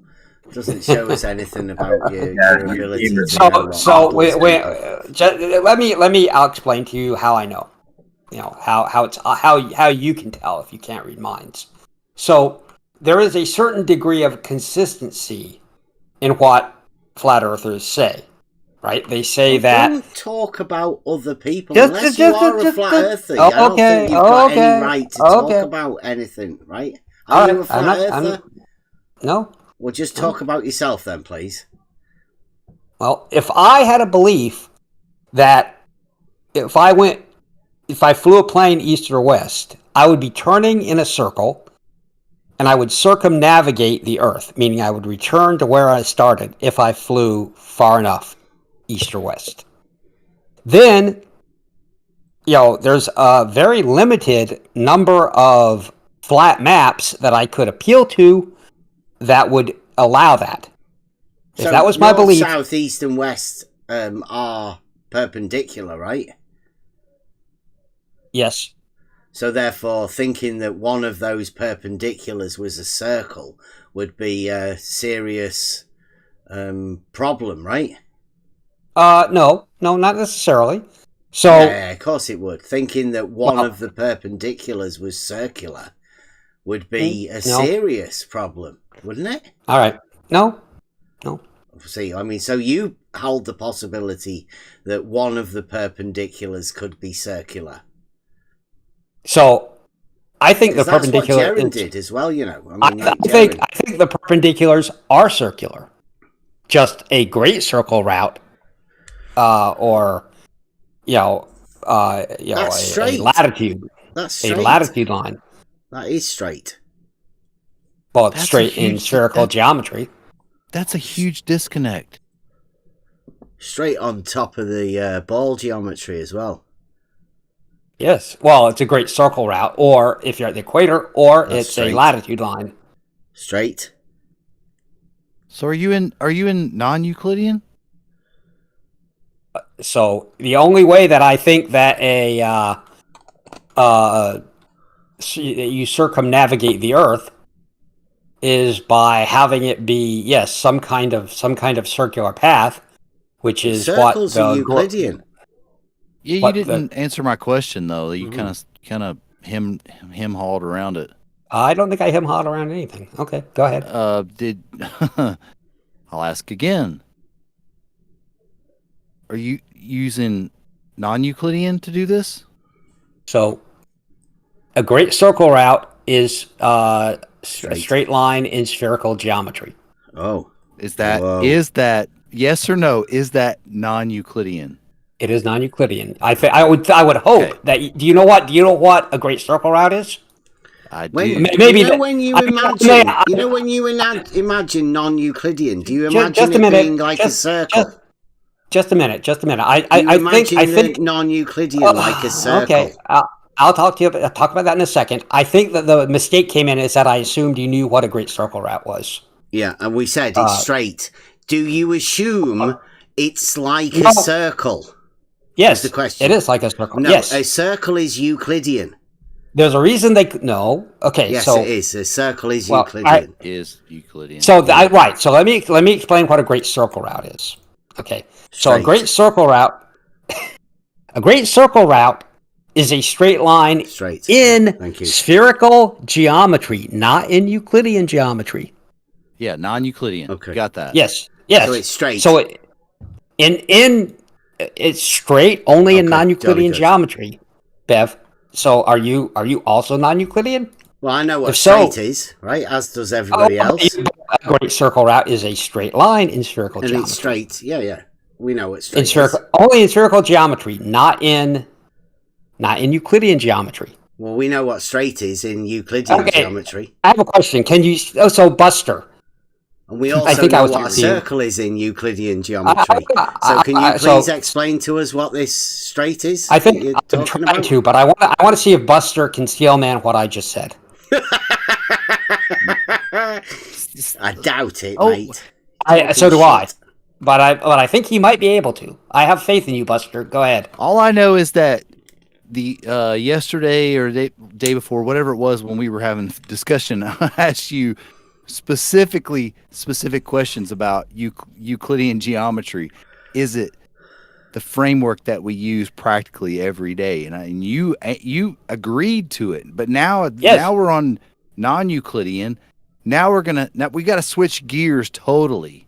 Now, if you want me to steel man something that I want to see if you understand what I'm saying. If you don't understand what I'm saying, that's fine. You say I don't understand what you're saying. I can't steel man it. That's okay. Why would I have to repeat what you just said? I'm not asking you to repeat it. I'm asking you to to explain what I said, maybe in your own words. No, in your own words. Is that because you don't know what you just said? Holy shit! You're asking me to tell you a nonsense. Oh, I had faith in you, Buster. Nonsense for him, Buster. I had faith. All right, in you. All right. You know what? For shits and giggles, I'll do it. On a 2D surface, you can What shape is the 2D surface? What shape? Is that? Yes. That's not even a real question. That's a nonsense question. Okay. You don't know. Okay. A plane. What shape? A plane. Not necessarily. 2D. The surface of a... Wait. Hang on. You define 2D. Only in 2 dimensions. You can only go like left or right or up or down. That's it. Wait. Is it up or down or left or right? Because if you're going to go left or right and up or down, that's 3D. It depends on which way your 2-dimensional architecture is working. Well, then you got to define that because we're talking about 2D. Okay, I'm going to. I'll show you references. Just 2 of the 3. Yeah, let me show you. I'll show you. 2 of the 3. I will show you references so that I can educate you in spherical geometry.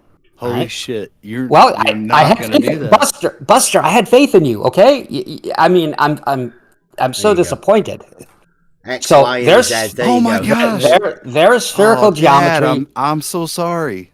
I know. Well, it was heartbreaking. So it was like this. There's a picture there. Do you see that picture? Do you see that picture? Yeah, you should. So just listen up. I know. So the surface of a sphere is a 2-dimensional surface. Can we do the X, Y, Z first and start with the plane? No, because this is really important. The surface of a sphere is a 2-dimensional surface. It is measured in square units. 3-dimensional. Yeah, no, it's not. Wait. It's measured in square units? How do you do that? Good question. So, do you know how to measure the surface area of a sphere? How to compute the surface area of a sphere? It's the same as 4 circles. It is 4 pi r squared. You know what r is in that? Yeah. Wait a minute. Wait. Hang on. Everybody, just stop. Whoa. You're talking about Euclidean stuff now. Yeah. No. I'm talking about how you measure the surface area of a sphere. Yeah, that's Euclidean. That's fine. If that's how you can process it, I'm totally good with that. Pi is Euclidean, r is Euclidean, and 2 would be the unit. So wait, hang on. Hang on, everybody. You're going to try to explain non-Euclidean with Euclidean? Come on. Yes, we're starting small, Buster. I had faith in you, and then you blew it. So we have to start small. Okay. How did I blow it? You're the one. Euclidean first, Buster. I thought you understood what I was doing. You came off as like you understood this, like you were articulate about it, and you had a good handle on it. Oh, man, you know what they say about flattery. It's the devil's handshake. Well, I'm not flattering you. Euclidean first. Can we explain the 2D within Euclidean framework? Okay. So when you measure, so what is R in that formula? Do you want us to do the Euclidean 2 dimensions? Right, it's quite easy. It's dead easy. The Cartesian coordinate. There's 3 dimensions, and they are all perpendicular to one another. You've got X, Y, and Z. Now, for the understanding of the plane, the 2 dimensions, because there's 3 there, X, Y, Z, you minus one of them. And minusing one of the dimensions would leave you with 2, and it would be a plane. That's the understanding that most people have. Like a square, a triangle, a circle are known as plane figures because they exist within these planes of 2 dimensions. So, Bev, I can steel man your position. Okay, I do. I fully understand your position. You do not understand. I've just explained it for you. I know. You now tell us how that 2 dimensions differs, please. Okay, right. So I just put up some pictures into the chat. Do you see them, Bev? Wait a minute. Let me. Are we still on the bit with the X, Y, and Z? No, he was going to go on about how he could do 2 dimensions. Mm-hmm. So outside of Euclidean. But yeah, he was so this using is- Euclidean to try to This explain is it. No, this I'm is excited basic- about this. This is Buster. This is like 6th grade geometry. So Really? Are you if sure you're about excited- that? If you're excited, I'm happy for you. That it'll be a new thing. Yeah. Whoa, hang on. What you just posted, that's a sphere. Yes, that's a sphere. Yes. Okay. Yeah, but it has a radius and a diameter, and it has the semicircle. Like that has all the attributes of Euclidean geometry. Yes. Yes. it Okay. does. Now, now go on with your 2D. Okay. So other than that, the surface of that sphere is 2-dimensional.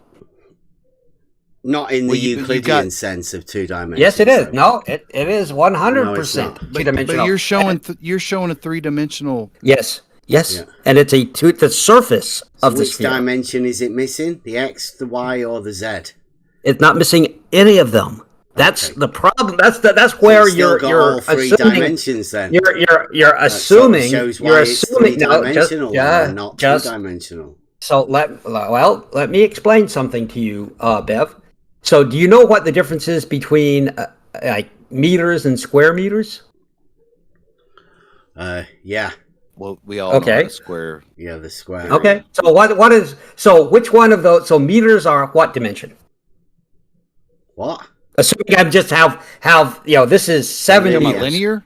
If I'm 7 meters, how many dimensions is that? It's just one, isn't it? It's just one, right? Yeah. Okay, so if I have 7 square meters, how many is that?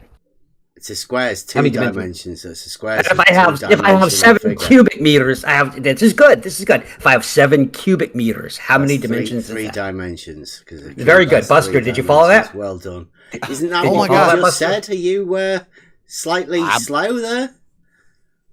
I'm Okay. not slow. Like I know how this shit works. I've done this Okay. practically. Yeah. Okay, know, I just wanted to make sure you were following. You've 'cause explained. like I Okay. said, Come on. I got your back here, Buster. Make the so, sphere 2D. Come on. So in that sphere, what is Board's pulling a the nose surface area of the sphere? Make the Euclideans. You see, you're never going to What do this because is you've got the us surface- imagining a Euclidean sphere. We're going to go Let's through say this. What is you're it? up Yes, against a it's hard a one. Euclidean sphere. Let's I'm not trying to mess with your head. How many dimensions 3. Well, is you're the not messing with surface our heads. area? What? How many dimensions is the surface area of that sphere? 3. So Sphere is it's 3-dimensional. So it's using cubic. It's using cubic meters. If I'm measuring it in meters, It's using circles in the that is formula. the That's how you end That up is- with a square because that a is circle the is a volume. 2-dimensional figure, right? It doesn't negate the fact that So- you're using Euclidean geometry up till like everything up till now is All of Euclidean. it's Euclidean. yes, All things. yes, all it of is it. Euclidean. Yeah, 100%. I don't disagree. But we Okay. have to get there. We have to get there. So Okay, the let's surface get there. area of the sphere is square units. Let's say it's in meters. It's square meters. Right? The volume of the sphere would be cubic meters. Right. Do you see the difference? Yeah. Okay. Yeah. So how many dimensions is square? Is it 1, 2, 3? Oh my How many? god! Serious? You just said Are like you a- being serious about this? Yes. Oliver? Yes. How many? Yeah. Well, I am Did because you you just don't. asked about cubes. Now you're asking about squares. Yes. So the difference between cubic units and square units is what? The cube. Anyone? No, it's an added dimension, Bev. Cubic units are 3-dimensional. Square units are 2-dimensional. Yeah. Yeah, but Doesn't you're make still the using surface of a you're- sphere 2-dimensional, you're- though, right? You're still using Euclidean geometry to do Yes, this. I'm still using. Yes, I am. On- I want In so book the- 11, you're still using book 11 to find. Yes, I area. am. Yes, area.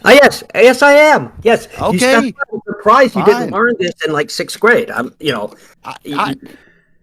not following along. Why are you like going So- derogatory so towards is- me is not the- learning this when I know what you're is- talking about? So because What is so the surface of a sphere is a two-dimensional surface. No. Okay, no, 2Ds are like square, right? It's obviously we went over this with Brenda Omnivoy. We called it Brenda's flat balls. I wanted to talk to 2D balls Buster can do this. He does this for real. He can do this. I know he can do this. You've got yourself some 2D balls, Omnivoy. It's ridiculous.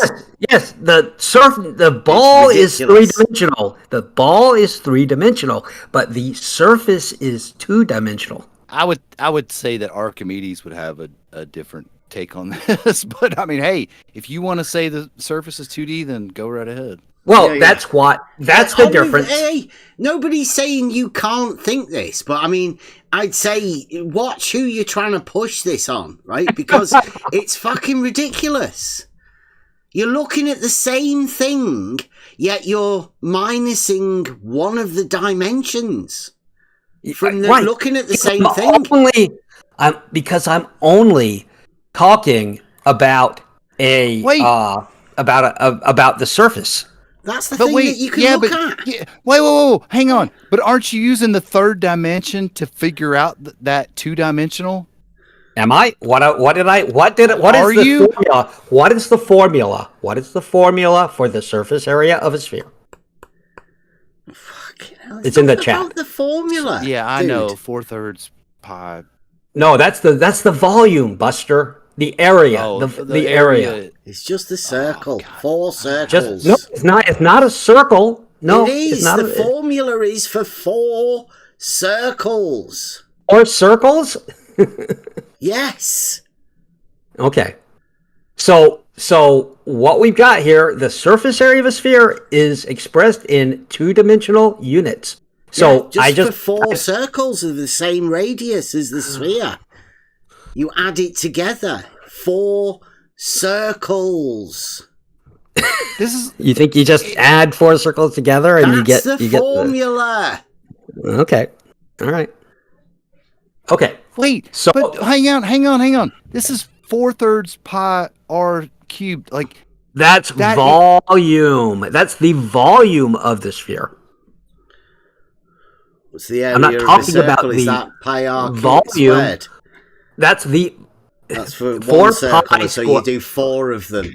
That's 4 circles. It's still Euclidean.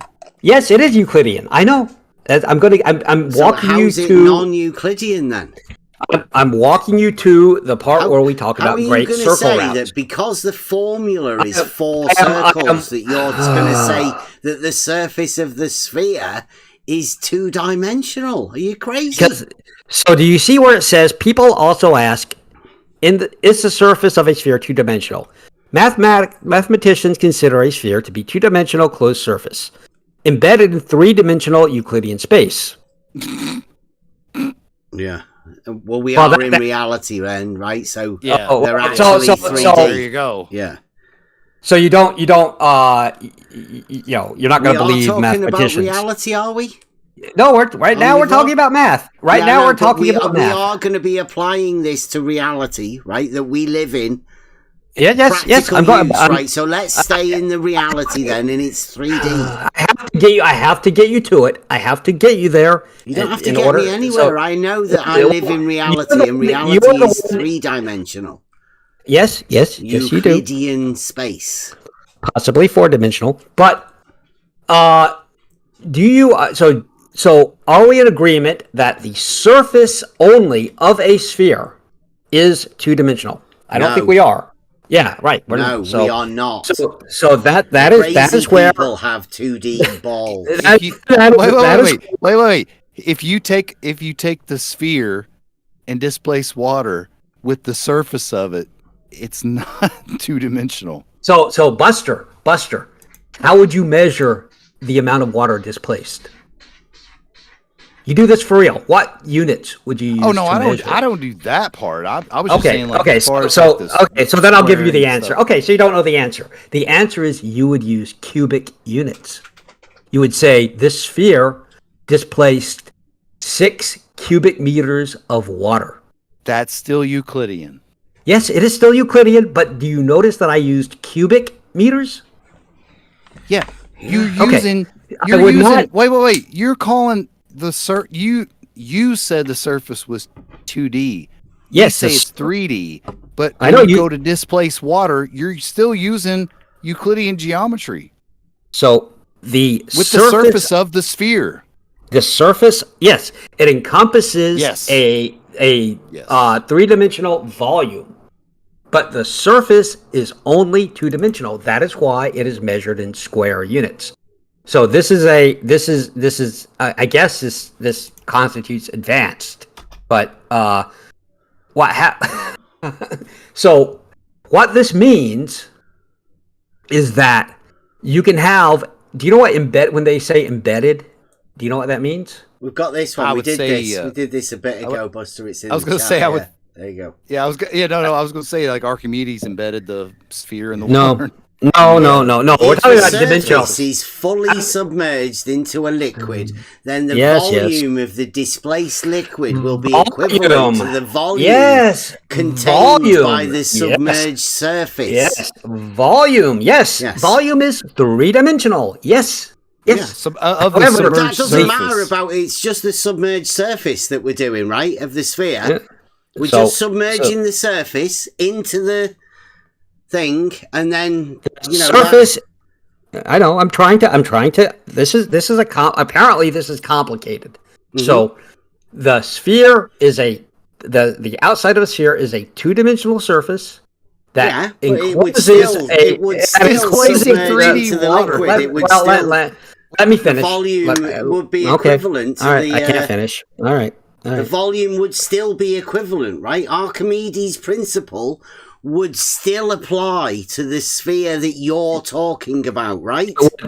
Only if you're measuring the volume displaced, which would be measured in No, cubic we'd just units. be putting the two-dimensional surface into the water. I understand what you think. Like I said, I can steelman your position. You cannot steelman my position because you do not just understand put it. just put the two-dimensional surface of the sphere into the water. Because we are doing this in reality. Dude, two-dimensional surfaces exist in reality. No. Yes. Yeah, right. No, so you can't do that. So right now so we're not talking about reality then, right? Right. We're talking about in geometry. The figment of your imagination. No, we're not. We're talking about actually apply geometry. to reality. Don't worry about it. We're talking about. So Bev, calm down. We're talking about geometry. In geometry, in reality we don't have infinite two-dimensional planes. We don't have infinite lines. We don't have points with 0 dimensions in all directions. Right? Right, but we don't have in our minds when we're doing these things, called the logical reasoning ground, a two-dimensional figure already has its place. A square, a triangle, a circle, right? Now, if a circle is 2D, then the surface of a sphere cannot be 2D, right? You would apply that. No, as the it law 100% of can be. non-contradiction, right? Applying. So you can can't misapply have the law of 2D both being 2D and 3D, can you? I just want to point out here that you are arguing with basic geometry. I'm not arguing. I'm just pointing out where you might have a contradiction. You're arguing against. So it's not against. So understanding the law of non-contradiction is apparently harder than most people think. So how is he arguing? How is he arguing against basic geometry?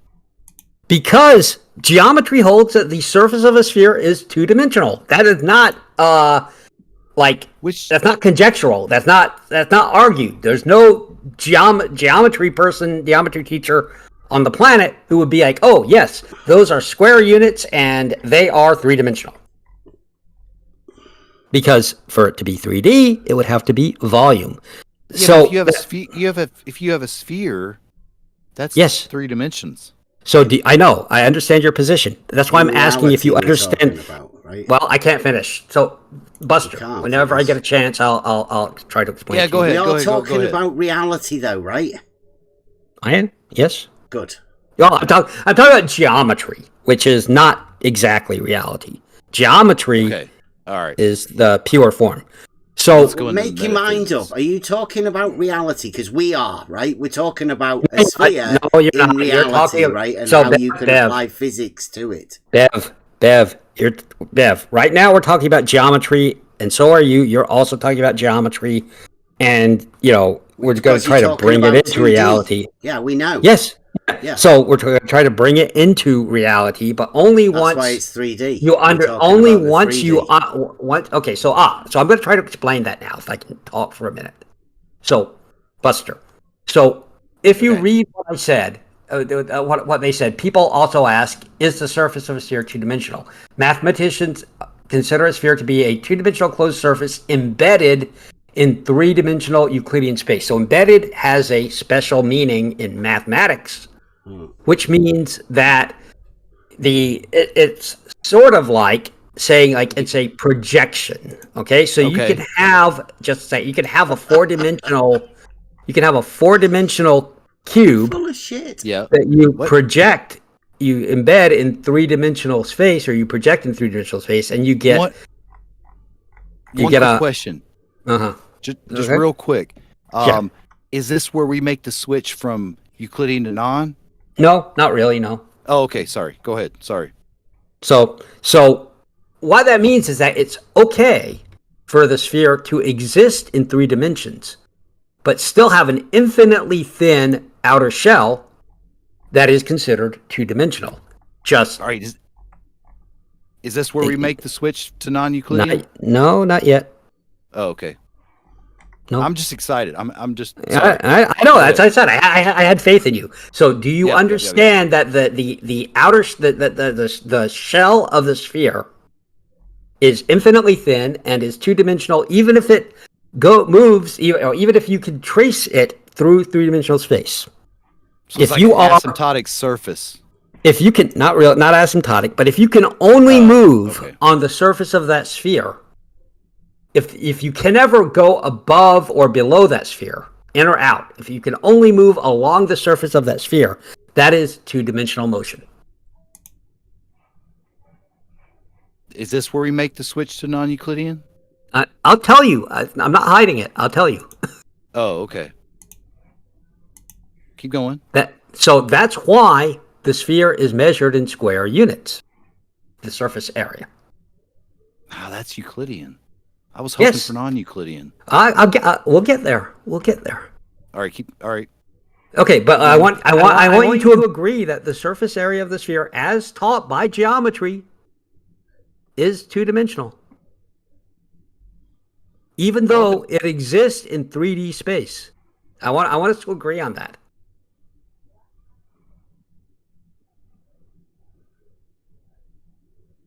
You're using Euclidean geometry up till now, and you're saying Yep. You're, You got head up about me using non-Euclidean geometry, right? And you thought I wasn't answering your question, and I thought I was answering it very clearly. However, you didn't. What I realized was that I was answering from a position who understood that the surface of a sphere is two-dimensional, but it is embedded in three-dimensional space. It just seems like a bit of a contradiction, but I mean, I'm allowing you to go on to get to the non-Euclidean part. I just wanted. Okay, all right. Well, here's a stack exchange, mathematics stack exchange, where somebody is asking about. I don't know if it's the surface of a sphere, 2D or 3D. Okay, so I think this might help you, maybe. I don't know. I just Googled looking for somebody asking the question to see what the answer was. All right. So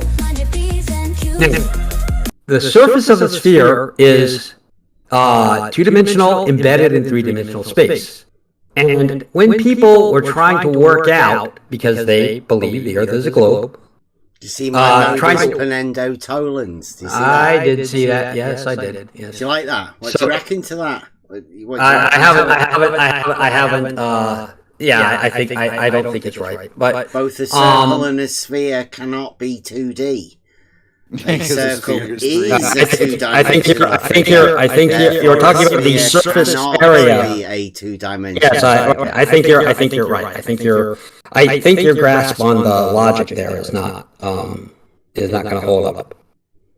So really, yeah, I'm sad to say. Does seem a bit much to say that a sphere and a circle are both 2D, doesn't it? The surface area of the sphere and the surface area of a circle are both 2D. Yes, correct. Yes.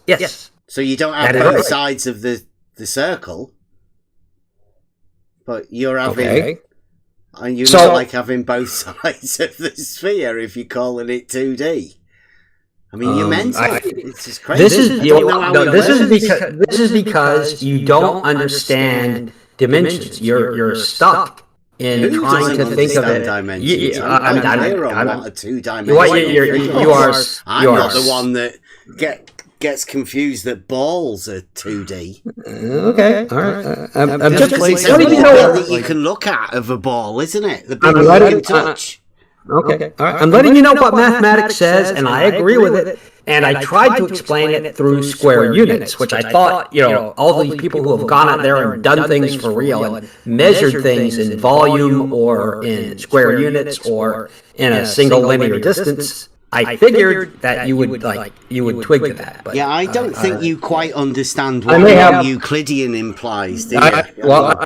I'm getting there, and it doesn't imply Lovecraftian. So I wouldn't even try and get there, actually, if I were. I know. Well, I would hold believe me. Wait. If I had your understanding of this, I wouldn't go there either. Hang on just a second. Let me just cut this off the head. I wanted to go there. I wanted to let it go. I'm trying. You do realize that when you switch over to the non-Euclidean, the surface of a sphere, your pi changes, right?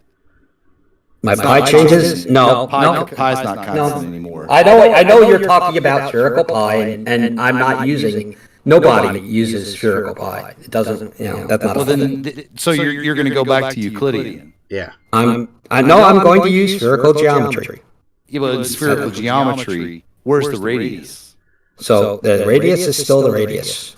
Yeah, but no. In spherical geometry, where is the radius? The radius is from the center of the sphere to the outer shell. I'm gonna say this as nicely as I can. Your ignorance is showing. No, it's not. It's not. So you got the definition of a sphere in spherical geometry. Spherical geometry, or spherics from the ancient Greece, whatever it is the geometry of the two-dimensional surface of a sphere. Right, have you got the definition of a sphere in that geometry? Yes. Well, it uses the definition of a sphere from Euclidean geometry. It's not. This is not the new kind of. Well, the surface area is 2D. That's what I was trying to explain. Yeah, but the sphere is actually 3D. Yes, it's embedded in 3 dimensions, but the surface area is... How thick is a geometric sphere surface? How thick?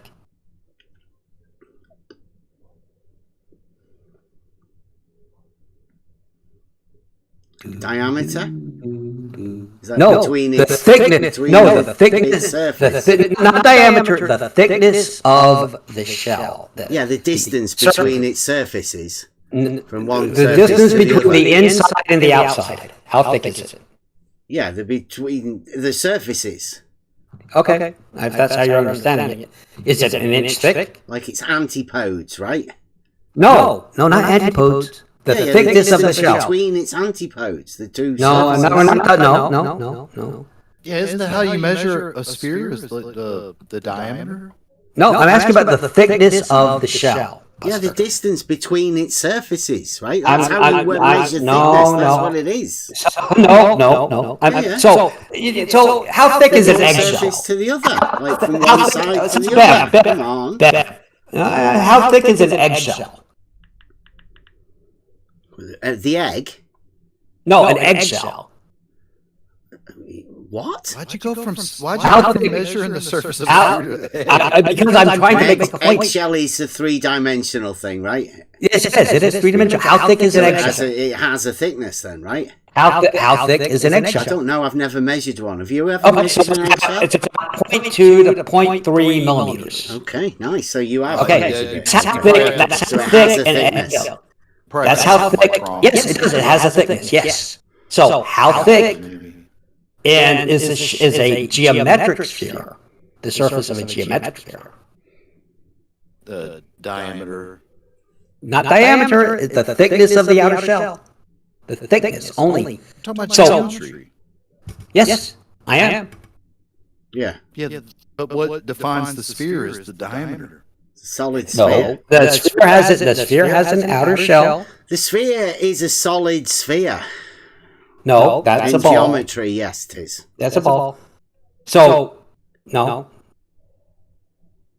That has a Yeah, different book- meaning in book geometry. 11. So, if it's The not, revolution of a semicircle about its fixed diameter. so how so you know how to I just gave you the thickness of an eggshell.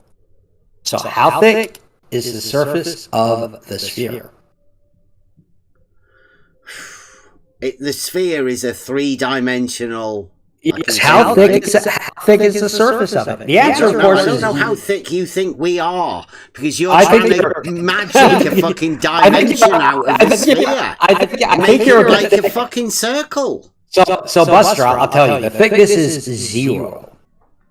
The surface of a sphere Holy shit! in You just said geometry. the diameter is what defines the sphere. No, You're gonna I tell me didn't. the I didn't say zero. that. That was Bev. That was Bev. So what? So a sphere. We already know this. It starts from fundamentals in book 1, where Euclid defines a point as being a not that. You know, like where it's a non. That is. You have your line. It's length without breadth. Then you have. Yes. The point. What is the nothing. thickness? What is the thickness of a line? Yes. You couldn't believe, Omnivore, how many times we've been over this. Well, I'm trying. It doesn't seem like it. Or it doesn't seem like you got the right answers. Because we were talking just said with the Brenda diameter. about flat balls. What is the thickness of a plane? It's geometric. A plane is just length and What's breadth. the thickness of a plane, Buster? What is the thickness of a plane? It's two-dimension. Yes, it's 0. It's length and thickness. breadth. It has no thickness, right? Conceptual, right? It Yes, well, exists that in the yes, logical yes. reasoning ground as a two-dimensional thing. Right now, we are in the field of geometry, which is all conceptual. Right at the minute, you're in the place where you're trying to get people, or you're trying to tell people that you've changed what two-dimensional means in your mind. From I haven't changed 2D anything. to a 3D. I'm quoting mathematicians. You're telling people that you're mad. I'm quoting That's the mathematicians. message people are going to get from this. I understand that you do not know what 2D is. I understand that you're super resistant to it, okay? But that's because you won't be able to convince me that the surface of a sphere is 2D because I already understand what 2D is. So can I just ask real quick, Omnivore? Do you like in Euclidean geometry? 2D is length and breadth. Okay, like that's how a plane is defined. Are you agreeing with that? So, I don't know. I don't know that. I'm not sure if that's the. I'm not sure if that's the definition. However, I do know that in Euclidean geometry, area is measured in square units, and the surface area of a sphere is also measured in square units. So, because the formula is for a circle. That is why, and because the shell that it's measuring has 0 thickness. That is 0 linear measurement in the if you will, in the z plane. If that's how you have to conceptualize it, it'll be a different plane at each, or a different set of coordinates Sphere at each requires point. that. Yeah, well, it has a zero thickness, and you understand. I know you understand that it has a zero thickness, and that's why it's two-dimensional. I know you're just going to keep going on it, right? But you will have people, glormies especially, that understand 2D to be like a square or a triangle or a circle. I know. It's a little bit more. So now we're probably don't tell people it's 11th grade. advanced to consider the sphere 2D. Because it's not. It's fucking crazy. If you can't understand it and you think it's crazy, that to me indicates that it's advanced beyond where you were taught. Well, how can you both have, like what Bev posted, how can you both have a circle be in 2D and a sphere be in 2D? Because we're talking about the surface area. What is the thickness of a circle? The thickness of a circle. Yes. A circle is defined by the straight line. The thickness of a circle is 0, right? If I have a circle sitting at the origin coordinates of my... Why are you so concerned about the dimension that isn't there? Because I'm trying to explain to you how the surface area of a sphere is two-dimensional. But wait a minute. But the sphere, that straight line is integral to the shape. You cannot remove it. I know. You're fixated on the volume. I get that. The volume is three-dimensional. No. Yes. It's not about the volume. Hang on. No, yes it is. It's not. If you're talking about 3 dimensions... Wrong with this one. I didn't catch that. Good, I didn't catch that. But how do you create a circle? How do I create a circle? Well, how would you create a circle in geometry? In geometry, it's a two-dimensional surface where every point is the same distance from the center point. Okay. That's 2D because it's length and breadth. Uh-huh. And how thick is it? Thick as what? How thick is that circle? It's defined by the straight line, the radius, or the diameter.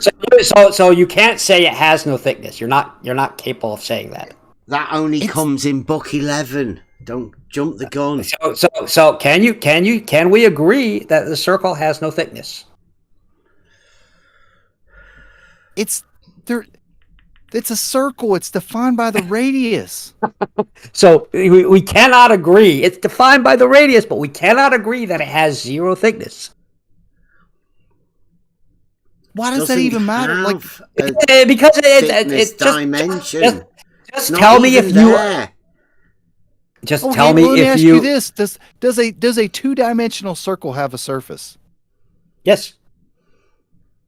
Seriously? Yes. Where? The surface area.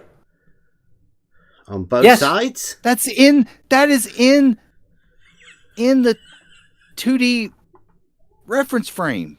It has an area, yes, a surface area. Absolutely, it does. Yes. Pi r squared. Yeah. Yes. So yes, your answer is yes. A two-dimensional surface has an area. Yes. That is why, and it's measured in square units as we would expect. So a circle's 2D, and you only use one side of it, right? And it doesn't have 2 sides. Okay, the circle doesn't have 2 sides. Right, correct. Okay. Because it has 0 thickness. Yeah. But in Euclidean geometry, it's defined as, the semicircle. What is it? Rotating or however the wording is. That's multiple sides. Yeah, you're going to add the 3rd dimension to the circle, right, to make the sphere. But then you're going to take away a dimension somewhere. But Yes, still have because the sphere. I am only talking about the surface, which also has 0 thickness. But the circle's 2D, and you don't use both sides of it. But the sphere is 2D, which is sort of, if you put the circle in the middle of it, and you have your two hemispheres, like Buster's just said, the revolution of the semicircle. Revolution. You've got two antipodal circles, haven't you? I guess. And then you just throw in another couple of circles as well for... Why not? How many circles? How many circles make a sphere? 4. 4? Yeah. Really? 4 circles make a sphere. So if I draw 4 circles with the same nexus point, that's same radius. Yeah. You'll have the surface area of the sphere, won't you? No, that's the surface area, but it's an you know and I know. You can pretend you don't know, but I can read your mind and I know you know that it takes an infinite number of circles to make a sphere. So I can read your mind. I know that. Well, I know circles you know that. are 2D.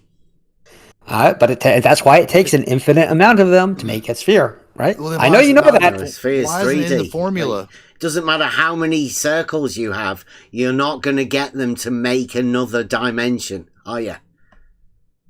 Well, if you were trying to, an infinite number of them, but yes, anything short of an infinite number, and you won't because they are 2-dimensional. A sphere is 3-dimensional. It is 3-dimensional, yes.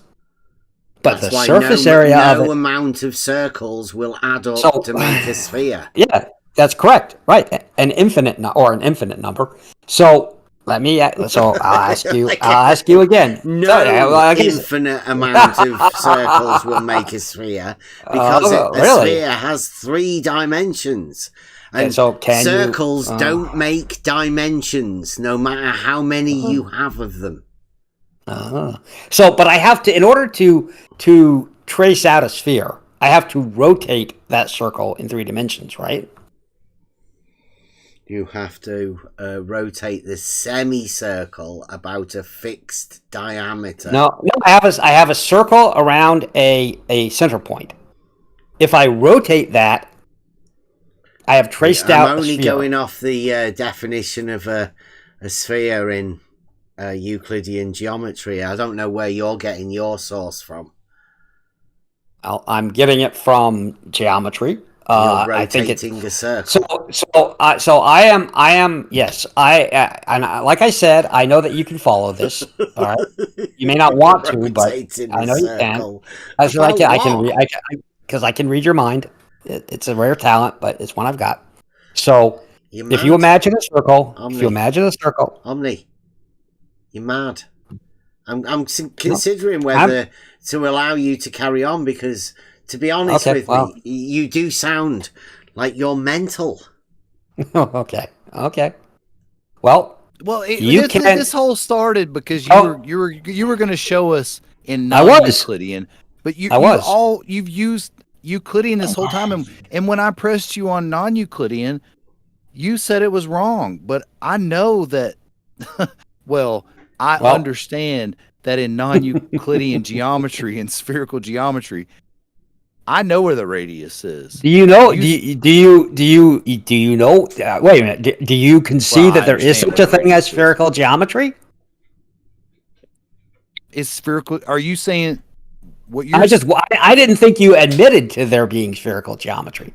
Wait. No. Well, we've been talking about a sphere this whole time.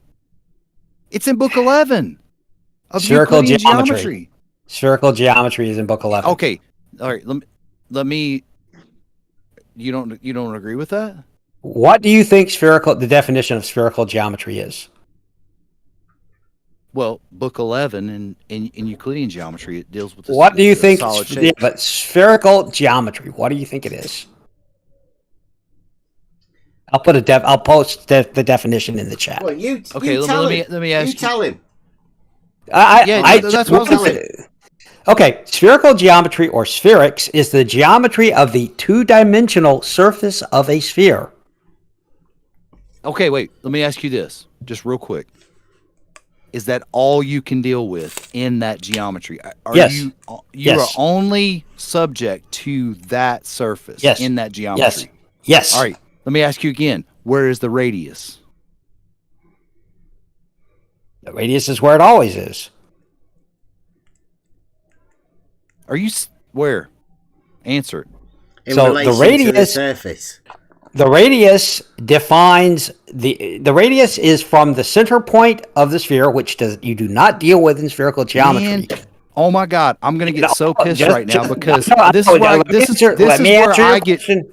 this is Let where me I answer your get triggered, question. Omnivore, because you I said know, you just I know. agreed to that's just spherical geometry is Yes. just the surface of the sphere. It only Yes. deals with the surface. That is it. Period. Yes, I asked yes. you, where's the radius? Yes. Where is it? So it's where it always is. When you're talking about the surface area of a sphere, how do you compute that surface area? It doesn't really matter, does it, where the radius is, squared. because it's still going to be 3D. Yes, the radius is 3D. I'm the asking sphere. him in his paradigm.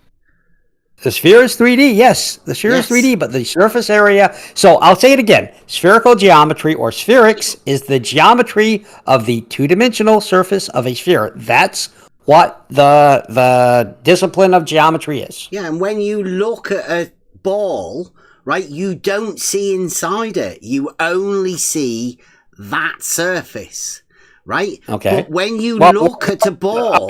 reality wait a or minute, geometry? Omni, wait a minute. When you look at a ball, you know it's 3D. You Okay. don't imagine it's 2D, do you?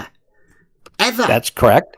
Right? And you're not expecting people out there to start looking at balls and seeing 2D. You're not expecting them to do that, are you? I'm not expecting them to do that. Right. So what are you doing here then? Now, Because I'm talking trying to about- explain to us that it is 2D when it obviously, when we're dealing with reality, it's just not going to be 2D. Now Well, you can I'm- imagine, I'm- it's 2D, right? But I keep that quiet. So what I'm trying to do is I'm trying to educate you on how spherical geometry works. And You're not doing a seems a very lot good like job, really. It seems a lot like Euclidean geometry, and if you're only going to revert back to Euclidean, then whatever you're saying, I cannot get further if we can't agree on the definition of spherical geometry. it says it only deals, and you agreed with this. It only deals with the surface. This The geometry of the two-dimensional surface of a sphere. All right, let me ask you in a different way. Is this geometry only restricted to a 2D surface of a sphere? Yes. It's restricted. I'm going to ask it one more time. Restricted to a 2D surface of a sphere. What do you think restricted means? You think it means can't use the rate value radius, right? That's what you think. It's saying it's. You I'm think it asking means you, and you agreed with it. It's restricted to. Yes, a because 2D I thought surface of a I sphere. thought that you were asking an informed question, an informed question.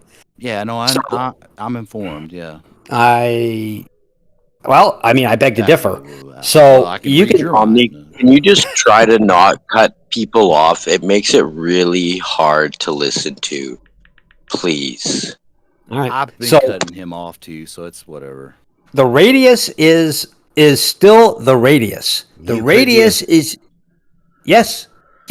I just asked you if this geometry is only restricted to the surface. Now you're So- talking about a radius that isn't restricted to the surface. That's right. Yes, that's correct. Euclidean then. Holy right? shit. So the only shapes that you can make in spherical geometry are on the surface of the sphere. And what shapes are they? Whatever shapes you're going to make in spherical geometry. Well, can you make a square? Yes. What, in But it will spherical be geometry? Yeah, it'll be a spherical square. What are the angles? What are the angles within the corners? Well, like I said, square? this is where well, it's called a spherical square. So it's it's a not square, a square in- then, right? You gotta be It's not a fucking square. kidding No, me. it's not a Euclidean square. Okay. And when you make a circle, does that circle change pi? No. You sure?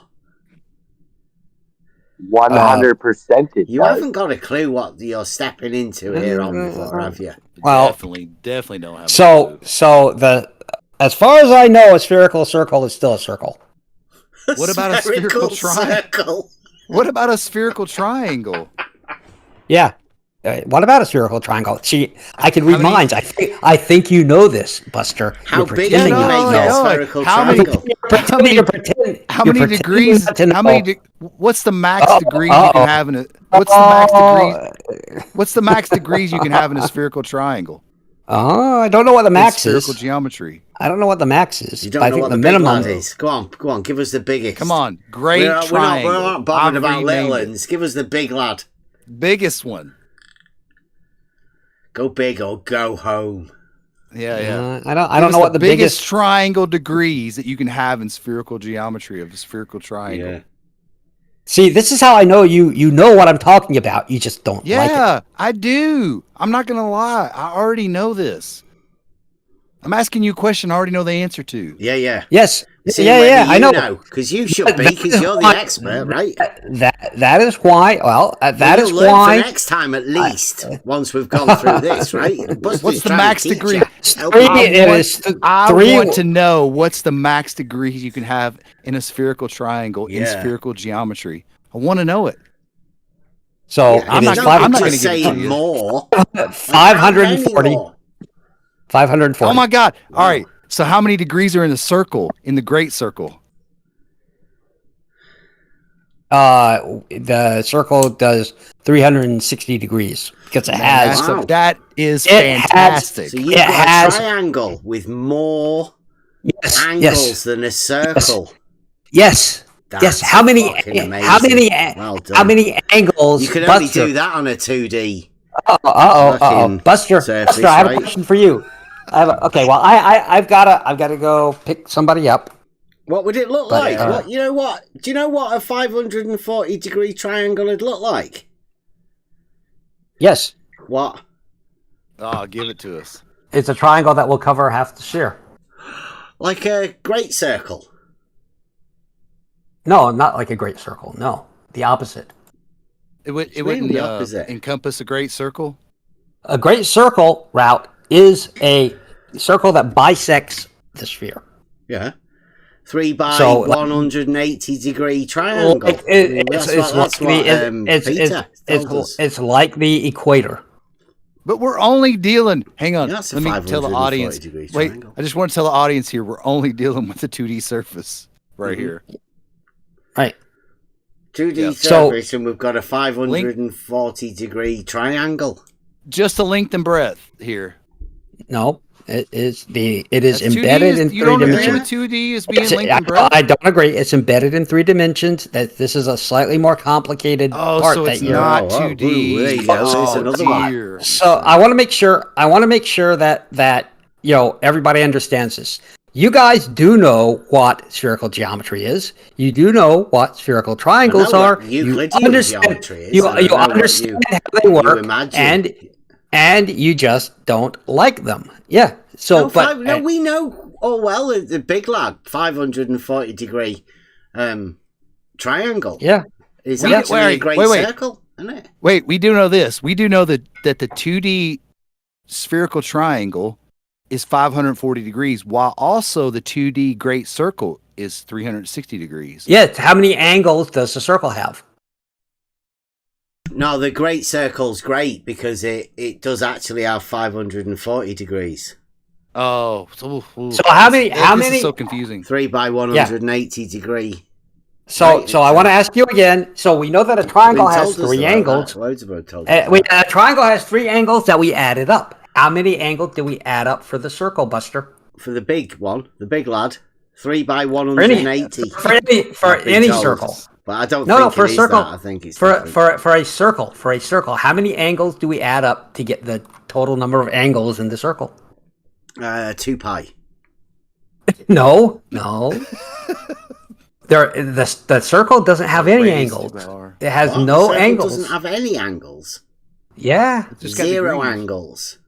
Yeah, how many points? How many Zero-angled corners? circle. Is that in spherical geometry? How or many Euclidean geometry? What corners? have we done here? How many corners? How many corners does your Go on, say circle. Does your circle have? How many corners? I don't think a circle has corners, but I mean, You're correct. Yes. How many corners does a triangle have, Buster? How many corners does a triangle have? Wow, these are getting more and more advanced. Are we? Wait. Are we How talking many about Euclidean corners or does a triangle non-Euclidean? have? Wait, So- I'm confused. Are we in Euclidean or non-Euclidean? Yeah, you're okay. You're pretending to be confused. Yes. Yeah. I get it. No, I'm asking you: Are we Adult in Euclidean or geometry non-Euclidean? with omnivore. No, it doesn't matter. How many? Both. What do you mean it doesn't matter? It does matter because you have how many corners? Oh, non-Euclidean. come on, Omni. Come on. Game. In a Euclidean triangle, how many corners does it have? 3. In a Triangles only have 3. Come on. three corners. They have 3 corners. Yeah.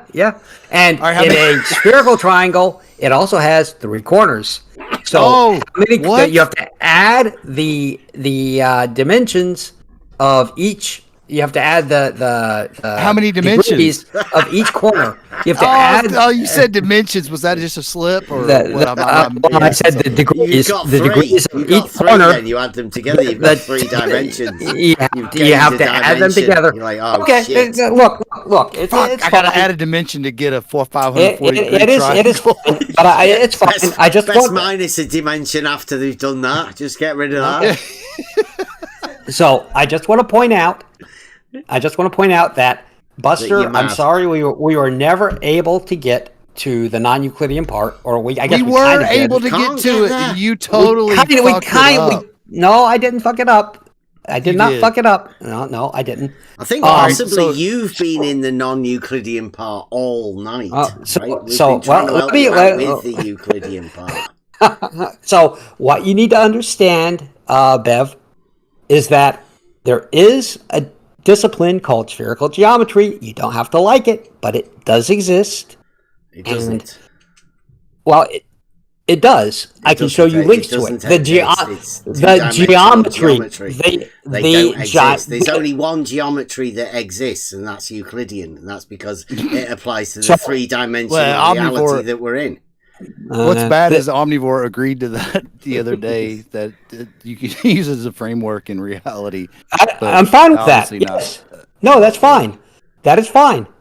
There's no problem with that. Yes, if I'm going to measure the surface area of the floor of my living room, I would use Euclidean geometry. Absolutely. Of course you would. Yeah, in reality, that's what we do. We Well, use no, Euclidean if I'm geometry. There's a good reason for that. If I'm trying to calculate the distance between 2 spots on the globe, I would use the Haversine formula. Would you? I think you'd end up with shorter than a straight line in no time, and you'd end up going mad. So I'd be careful with that. Well, I wouldn't go mad. I would get an accurate distance on where I would have to travel. The shortest distance between 2 points in reality is a straight line, right? Okay, so do you know what the Haversine formula is, Bev? I know you do. You know what the Haversine formula is. So tell me what the Haversine formula calculates. Tell the audience. No, you tell us. Go on. No, I'm asking you because I know you know. I can read your mind. I know you know. Think shorter than a straight line madness. I think that's. It's not shorter than a straight line. So can you tell me? Straight line on a plane? I think. Is it? So it gets you really confused about shorter than a straight line. Okay, so you refuse. You know the answer, but you refuse to tell the audience. All right, can we just get something straight though, Omnivore? Right? I don't know. I don't think you can get anything straight. In reality, the shortest distance between 2 points is a straight line, right? Okay. Yep. Okay. So, what does the Haversine formula calculate? I haven't got a clue. You tell us. Yeah, no, you do. You know exactly what it does. Oh my god! Honestly, I'm telling you, I'm ignorant of this. Treat me as though I'm a glommy. You're lying. What? A formula? You're lying to the audience. You're lying to the audience. Oh my god! Bev, you're cornered. Oh shit! I'm sorry. Tell me I'm lying because I am not. You tell us what it is. I haven't got a clue. What the fuck is going on right now with you, Omnivore? So, like, Rob, straight up, no, Omnivore. You need to cut the shit. Quit being a pretentious prick and talk to these guys like a normal person. You understand? Or you're just gonna get removed. So, well, Rob, do you know what the Haversine formula is? Come on. Do you know what the Haversine formula It is? sounds like you don't know. Please tell I us. I do Tell know. us then. I do know. Tell us. So the Haversine. Okay, all right. I will tell you, even though you all know. Remember that Buster knew exactly how spherical triangles work. He just had to pretend not to. So in this case, you guys do know what the Haversine formula is. You're just pretending not to know. Well, that's okay. I get it. For the people out there that are listening that may not know, please. The Haversine formula determines the great circle distance between 2 points on the sphere given their longitudes and latitudes. It is important in navigation, blah, blah, blah. It determines the distance of travel over the Earth's surface. So today, wow, you read good, Omnivore. You are educated. Wow, you read good, Omnivore. I just did. I read it. Well, Rob, I don't think you knew. I think you honestly didn't know. But I know Bev and I'm two-dimensional surface of a sphere. Well, that is where we start getting into spherical geometry. Spherical trigonometry. Or spherical geometry. No, spherical trigonometry you'll be using. No, I've heard people say that, but that's not true. It's spherical geometry. Well, no, because you'll still use the radius, won't you? Which is fine in spherical geometry, yeah. No, spherical trigonometry once you use the radius. No, Yeah. not true. Yes, it is. Okay, all right, well, that's whatever. So, spherical geometry is used to calculate geometric patterns, to project geometric onto a two-dimensional surface of a sphere, which means when you project it, no, for the calculations. If you're stuck on this, that's fine. I'm not. That's okay. I know. Because you can imagine, right? I'm talking about the people that are out there, right? They can see what a sphere is, and they can see that the calculations within the sphere work within a trigonometrical understanding of triangles. But you have to apply the dimensions of the sphere fully. We're using a diameter and a radius. Right. And then you can use cosine, sine, tangent, all of those functions still apply, right? And they apply to your understanding of what you're going to call spherical geometry, don't they? Yep. Right, well, they are actually Euclidean. All of the cosine, the sine, and the tangent, right? All of that is Euclidean, not non-Euclidean. That's fine, yeah. Right, because we're in reality, right, we have this thing called the law of non-contradiction.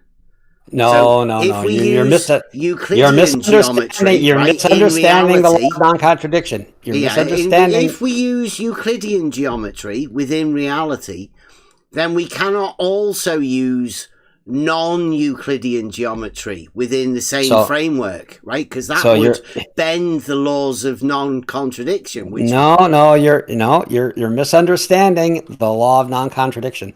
Really? Yeah. I had somebody else do that earlier today as well. Trying to argue the law of non-contradiction within reality. It's really weird. I'm not trying to argue the law of non-contradiction. I'm telling you, you're misapplying it. You're misunderstanding it. What are the difference between Euclidean and non-Euclidean? No, that how you apply the laws of contradiction, right? And not. No, it's not a contradiction. What Euclidean and non-Euclidean? They're not at all. Just like two-dimensional and three-dimensional are not contradictions. I'd say there's a contradiction between a 540-degree triangle and a 360-degree great circle would be a pretty big contradiction. Like Euclidean geometry can be classed as that, right? The finest axiomatic system known to man. They built the framework of mathematics upon it. And then non-Euclidean is not that, right? It's not that. Yeah, okay. The very definition of the contradiction you've just got there. But you've accepted that it's not a contradiction, right?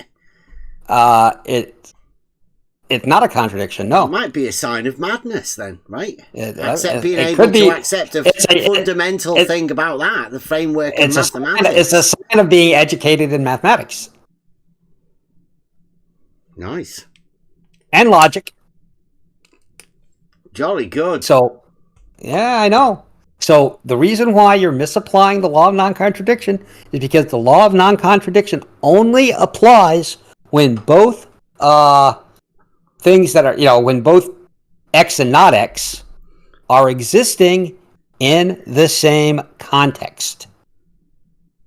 Yeah, we're talking about in reality, right? Euclidean. No, non-Euclidean. No. Shortest distance between. Do you know what? So in the same context means that both it's contradicting itself from the same perspective. Yeah. Shortest distance between 2 points. So the shortest distance between straight line, right? Yeah. So but if you are restricted to moving on the surface area of a sphere, which turns out what we are with the globe, with the shortest distance between 2 points. Then the shortest distance between 2 points is a portion of a great circle route, which is calculated using the Haversine formula. But you see, those are two different contexts, which is why there's not just the shortest distance between 2 points. Yes, the shortest distance between 2 points in three-dimensional space is a straight line. However, if you are restricted to moving on the surface of a sphere, which is how we are restricted to moving in reality, then you use the Haversine formula. And I want to point out that you had to pretend ignorance of this because you knew. Meter. Do you reckon a meter is based on a Haversine? Is it? No, meter is not the based on shortest Haversine. distance between 2 points would be measured as a meter, a straight line.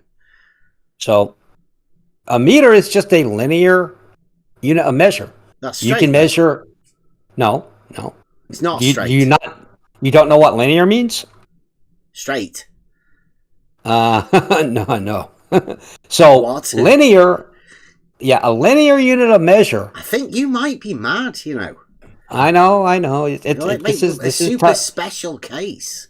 It's tough stuff. I know. So, can you measure an arc in meters? A meter is a unit of measurement, right? Yes. Yeah. It's a unit of measure. So, can I say I have a arc of piping that is 70 meters long? You can fold it up and put it in the skip. Yeah, I bet you could. If I have a curved steel pipe, 70 meters. If I have a steel pipe that I can't fold, I can still say how long it is, right? Yeah. Yeah. Yeah. That's so that means I'm using a linear unit of measure to measure something that's curved. Yeah. You could prove a straight line in reality, right? Couldn't you? I don't know what this has to do with anything, but straight, sure. Because you're talking about linear. That's straight, right? That's what people understand. Most people, anyway. So linear just means that it grows in single steps, as opposed to so when I'm talking about meters, right? A linear unit of measure. It's like straight. I think most people understand. It doesn't mean straight because we just figured out that I could measure a length of curved. A line in geometry is straight. A line in Euclidean geometry is straight. Yeah, a line in geometry is straight. No, in Euclidean geometry is straight. Mm-hmm. A line in any geometry is straight, isn't it? No, that's not true. I'm sorry, it's not true. Yeah, I think you're mad. Well, that or educated in how this works. What works? Geometry. Oh, right. So you are educated in geometry. I am. Yes. How many How many chapters of Euclid did you read? I took several years of math. So we went through. I mean, that was like in high school or grade school. I don't remember. Wow. Yeah. And then we moved on. There's more to it. It's not. Did you ever do data? Data? Yeah. Yes. Nice. I've done lots of data. No, Euclid's data. It comes after the.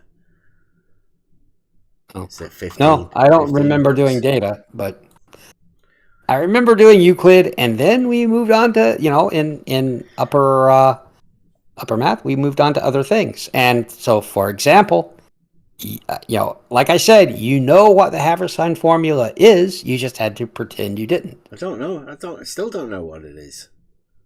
I told you. I had to read it to you, even though, like I said, I know you. It sounded like nonsense, so it didn't go in. I still don't know what it is. Okay. It's like, is it like a line on a sphere? If you put a marker pen on a beach ball or a basketball. You're lying to your listeners. I wouldn't do that. I'm not. Tell me, can I put a pen on a basketball? I just put Haversine formula in the chat. Yeah. Straight distance. Does it say straight distance? Yeah, great circle, straight, innit? How many degrees does a circle have? A Euclidean circle? A great circle. Great circle doesn't have any degrees, does it? It's just a straight line. Oh, so it's not a circle. It's just a straight line. So it's not a circle. No, if you're thinking of it as a circle, then you're thinking of it in the wrong framework. So why is it called Euclidean framework? You're dealing with a different geometry that's non-Euclidean. So stop yourself from imagining Euclidean. So why do they call it a great circle? Because it's a straight line. Why do they call it a great circle? Because they can't call it a circle. So why not? Why can't they call it a circle? Because a circle exists within Euclidean framework. It already has an identity. So you're saying that a great circle is a real thing, and it just means the same as a straight line. Yeah. Meaning it has no degrees, no radius, it's a straight line that returns back on itself. How does it turn back on itself? I don't know. It doesn't make any sense. It's not Euclidean. Don't expect it to make sense. Because that's for the realm of Euclidean geometry. Wait a minute. Non-Euclidean geometry. So you just said something. That I knew you knew because I could read your mind. But you just admitted that you do understand that a great circle turns back on itself. It doesn't make any sense. I know how to use the framework. So you knew it. You did know it. Because I know what Euclidean geometry is, yes. Well, yeah, but Euclidean geometry... I think you're conflating know with understand. Yeah, I might be. I very well might be. So, you understand that, like a circle, a great circle, it's not like a circle. Curves back in on itself. Curves back to if I continue moving along it, I will get back to where I started. Right? Straight line. That somehow curves back in on itself. Don't say somehow. It's a straight line that returns back on itself. Because you don't understand how it works. I do understand. Well, you don't know. Well, maybe you're pretending not to. You might know. Well, you do admit then it's a straight line that returns back on itself. In spherical geometry, it's a straight line, yes. Yeah. But not in Euclidean geometry. What is it in Euclidean geometry then? It's a circle. Right, so the shortest distance between 2 points in reality is a straight line, a Euclidean straight line, isn't it? Yes. Okay.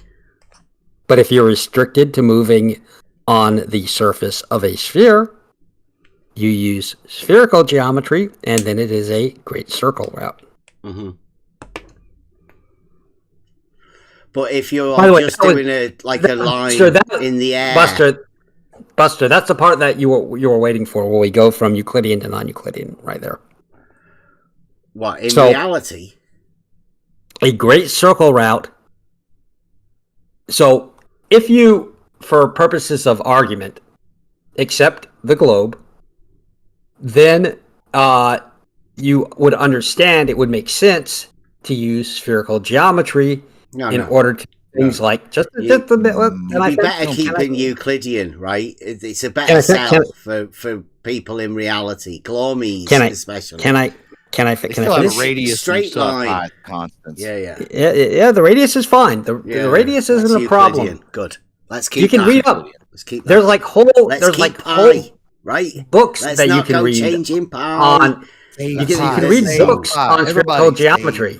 Okay, this is not something that I am making up. This is like a whole discipline of geometry that you can go read about. Nobody wants to make up a new pi to teach people, right? That'd be fucking ridiculous, wouldn't it? Nobody needs to. Yeah, Good. nobody needs to. Good. Let's stick with Euclidean then on the globe. No.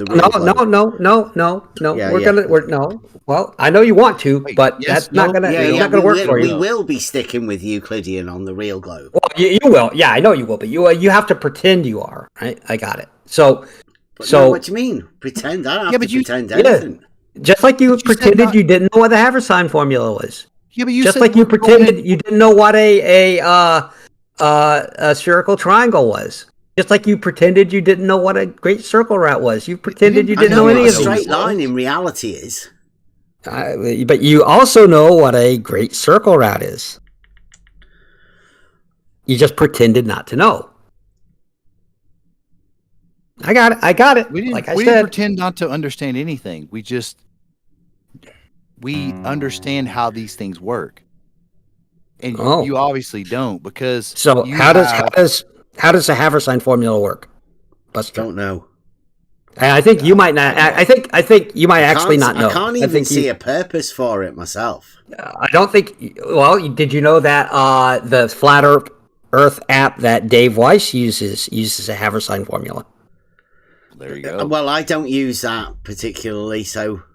I wouldn't use it if I were you, but you know why he uses it? Because he's got a Flat Earth friend finder part of it. I have the shortest distance between 2 points being a straight line. Well, just a minute. In my Let reality, me finish. right? Yeah, I know. I don't expect anybody to come along try and tell me any different, right? I'm good with understanding what a straight line is. Well, it turns out that in order to tell the distance of travel between two flat friends, it needs to use the Haversine formula. Flat friends. Have you got, how many of the flat friends have you got? I don't have too many, but if you use Dave Weiss's app, which you should not, but if you did, and you are a flatty and you wanted to contact other flatties, then what you would do... an advertisement for him. No, I tell you not to use it. I know. It'll give all your data away. Trying to get I'm explaining to you. You wanted to know what it was used for, and I'm explaining to you that even on Dave Weiss's Flat Earth app, in order to tell the distance between two flat friends, in order to tell the distance between the two of them, it uses the Haversine formula. So now today you learned what one of the uses for the Haversine formula is. Right. But we can prove a straight line in reality, can't we? We can come up with a test. A dead basic test to prove a straight line. If you say so. Could you? I don't know what you mean by prove. As far as I'm concerned, the tangent line established by a theodolite is proven straight, but I don't know if that works for you or not. Would that be the shortest distance between 2 points? It might be, depending on which 2 points. Or would the shortest distance be calculated on a Haversine? Could you prove that the shortest distance between 2 points wasn't straight? So no. A shorter So distance. Do you reckon you could have a shorter distance than a straight line? not without like folding space somehow. Oh, hey, wait. What about? Can you have? Do you have horizontal as being a straight line? Yes. Okay. Is level curved? Yes. Well, then you have a shorter than a straight line distance. No. Bob did it. You should go get with Bob because that's what you have. You have can a cut shorter than a miles straight off line your distance. journey. No. I'm explaining. I mean, it's not surprising that you don't. I do understand. I do. No, I do. You don't understand, or you'd have said that the level line is a shorter distance than a horizontal. Yeah. So no, I'll show you what I'll show you. Let me show you. Get I'll like show a you scale map and do a straight line, Right. And measure that Buster, on the scale, Buster, and then Buster. drive it. And I bet you can go shorter. That's what Bob says. Buster, in there, if you look in the chat, you will see a picture. This is like a picture book. And it's got a horizontal line and a level So line. condescending sometimes. Yeah, look at the shadows. I can admire Look it at the though. shadows Like, I've painted. Okay, go ahead. So if somebody thinks I'm being condescending, I'm not having called anybody insane, and I'm not pretending not to know things that I know. So I think maybe think you are insane though. Maybe you do. Right. So you might. No, when you said here's some picture paintings. When you said here's some picture paintings for you, that did seem a bit condescending, but maybe I read into it too much. So go ahead. What you might want to do is, increase the level of good faith discussion, and then I don't think we'll do that. Fair enough. Go ahead. So I'm using the surveying definitions of level. And the level surface is I really like this one. There are other ones. There's other formulations, but they all mean the same thing in surveying books. Okay, and I'm looking at your pictures. I'm looking at the picture book. Yep. Picture on the wall. Okay, so you'd have the level line and the horizontal line being the same distance to a vertical. They're not the same distance. Do you see the top picture there? What's the difference in the distance? So the level line is ever so slightly curved. See how they start at the same location at C? Is it longer or shorter than the horizontal distance? The level line is longer. Oh, so man, you should get with Bob on that because he has the level line being shorter than the horizontal. Who's Bob?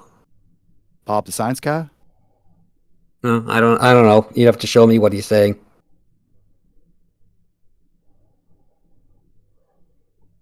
So you got the level line as being longer than you got the level line distance being longer than the horizontal distance.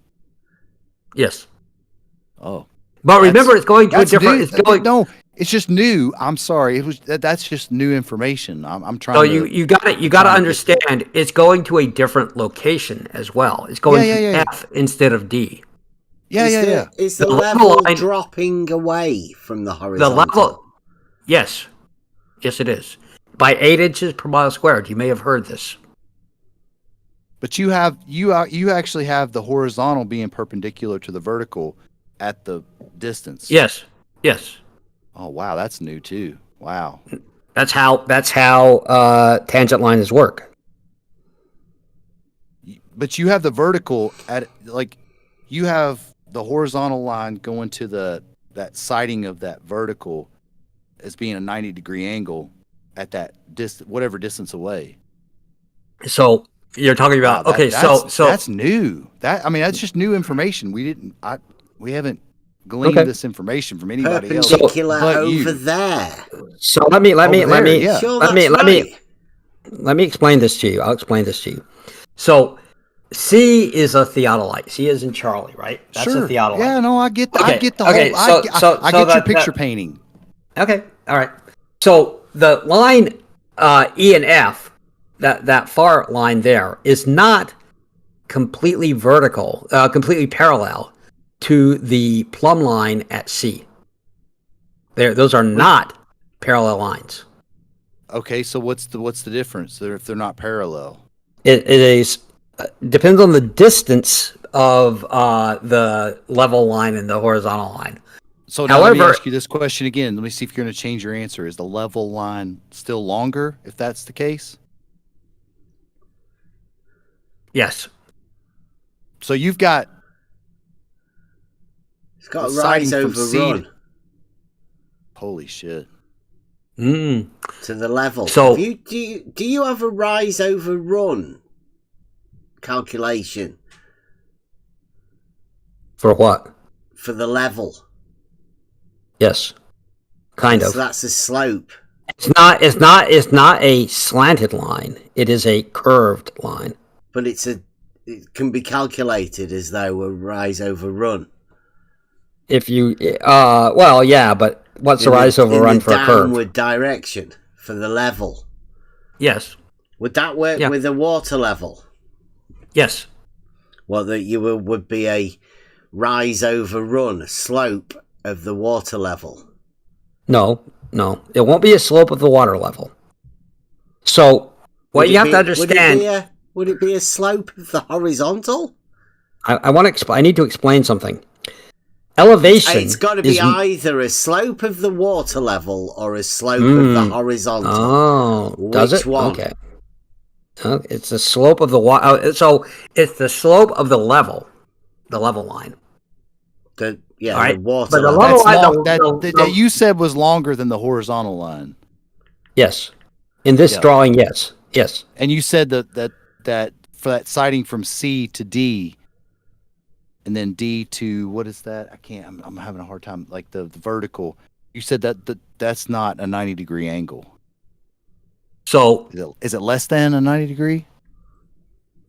It is.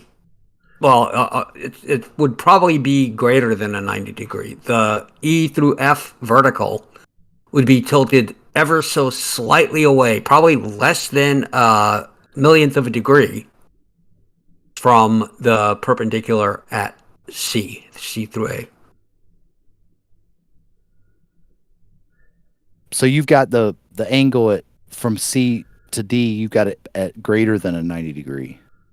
Well, on a drawing at this scale, unless that's like 300 miles, yeah, it's going to appear to be 90 degrees to the naked eye.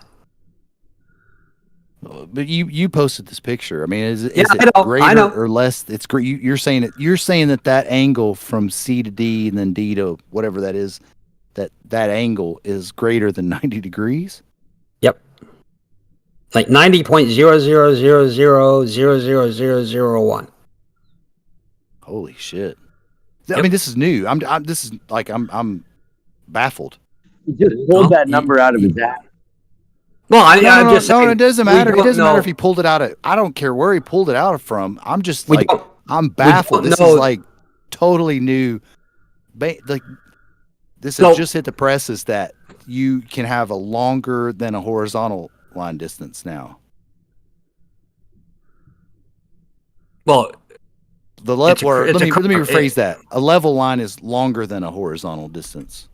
So a level line is curved. Hmm. Okay. So that level line is actually a curved line that is tangent to, that is at sea level or, whatever. Tangent. Some elevation above sea level. Can't be tangent, can it? Can't be curved and tangent at the same time. No. Just look, hear me out.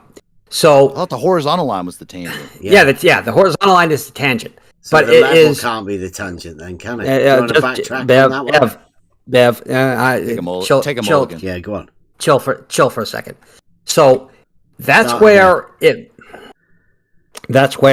would, the C through A, where the theodolite is, establishes the tangent of the horizontal line, and the level line hits the point of tangency, the tangent point at C, and then curves down all directions away from it. This is amazing. No, you and Bob should have a discussion because I think you would totally disagree on this. Well, it would be amazing to hear you and Bob have a discussion about this because he has the level line. He has a shorter than a horizontal distance. I promise you, straight line distance. I promise you that there's nothing in here that Bob and I disagree with. No. He said it. There's videos. Bev's got like. I'm sure that's your interpretation of it. That's fine. But I promise you that if we're talking to each other, we don't disagree on this. Okay, but you said the level line is a longer distance than the horizontal. Bob said it was shorter. Yes. Well, no, Bob said it was shorter. Yeah. Well, Bob's challenge was to prove that a straight line was the shortest distance between 2 points, I think. Yeah. Oh. So in any direction. Oh, I think maybe I understand where your misunderstanding is. See if I can find his argument.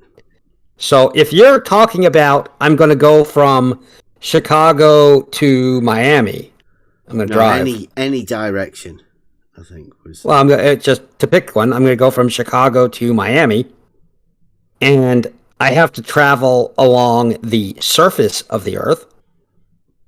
Then that will be a curved trajectory, as noted by the Haversine formula. Okay, however, if I can tunnel through the Earth, then I can go in a straight line. So in that case, the straight curve line would still be the shortest distance. Yeah, the straight line would be the shortest thing, but because we cannot tunnel through the Earth effortlessly, we tend to drive along the surface or fly over. Well, let's hypothetically say you could get a horizontal distance from that A to B, you know, Chicago to Miami. You're saying that the level line would be longer. The level line would be the Haversine formula for it, yes. Which I assure you Bob agrees with.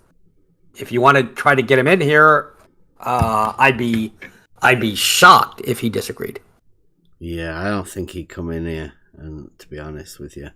But he might if he knew that I was here. Oh, are you a bit of a big cheese?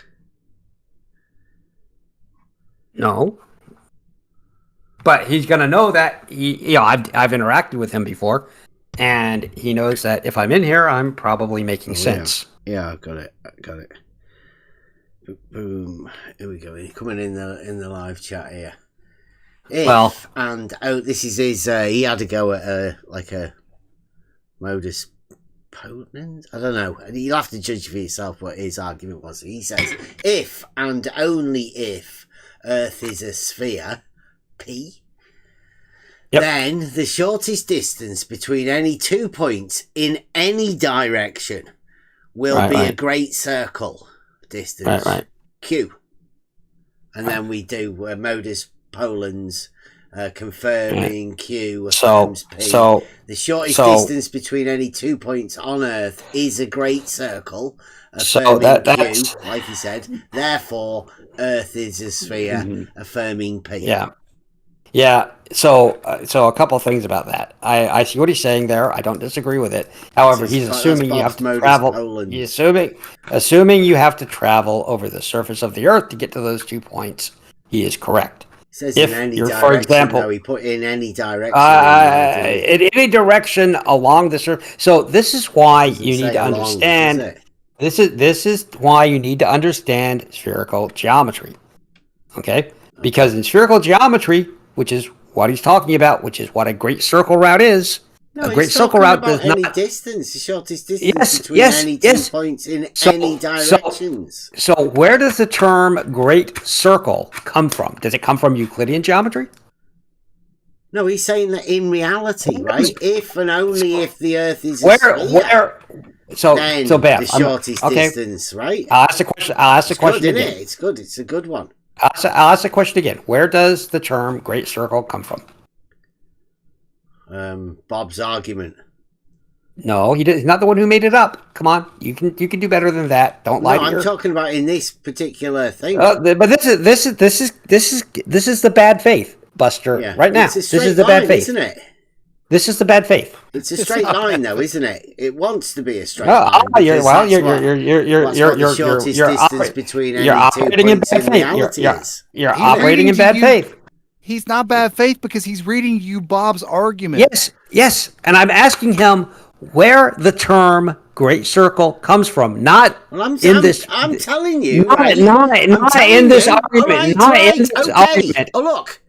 I'm telling you, it must come from reality, because any shortest distance between any 2 points in reality would be a straight line.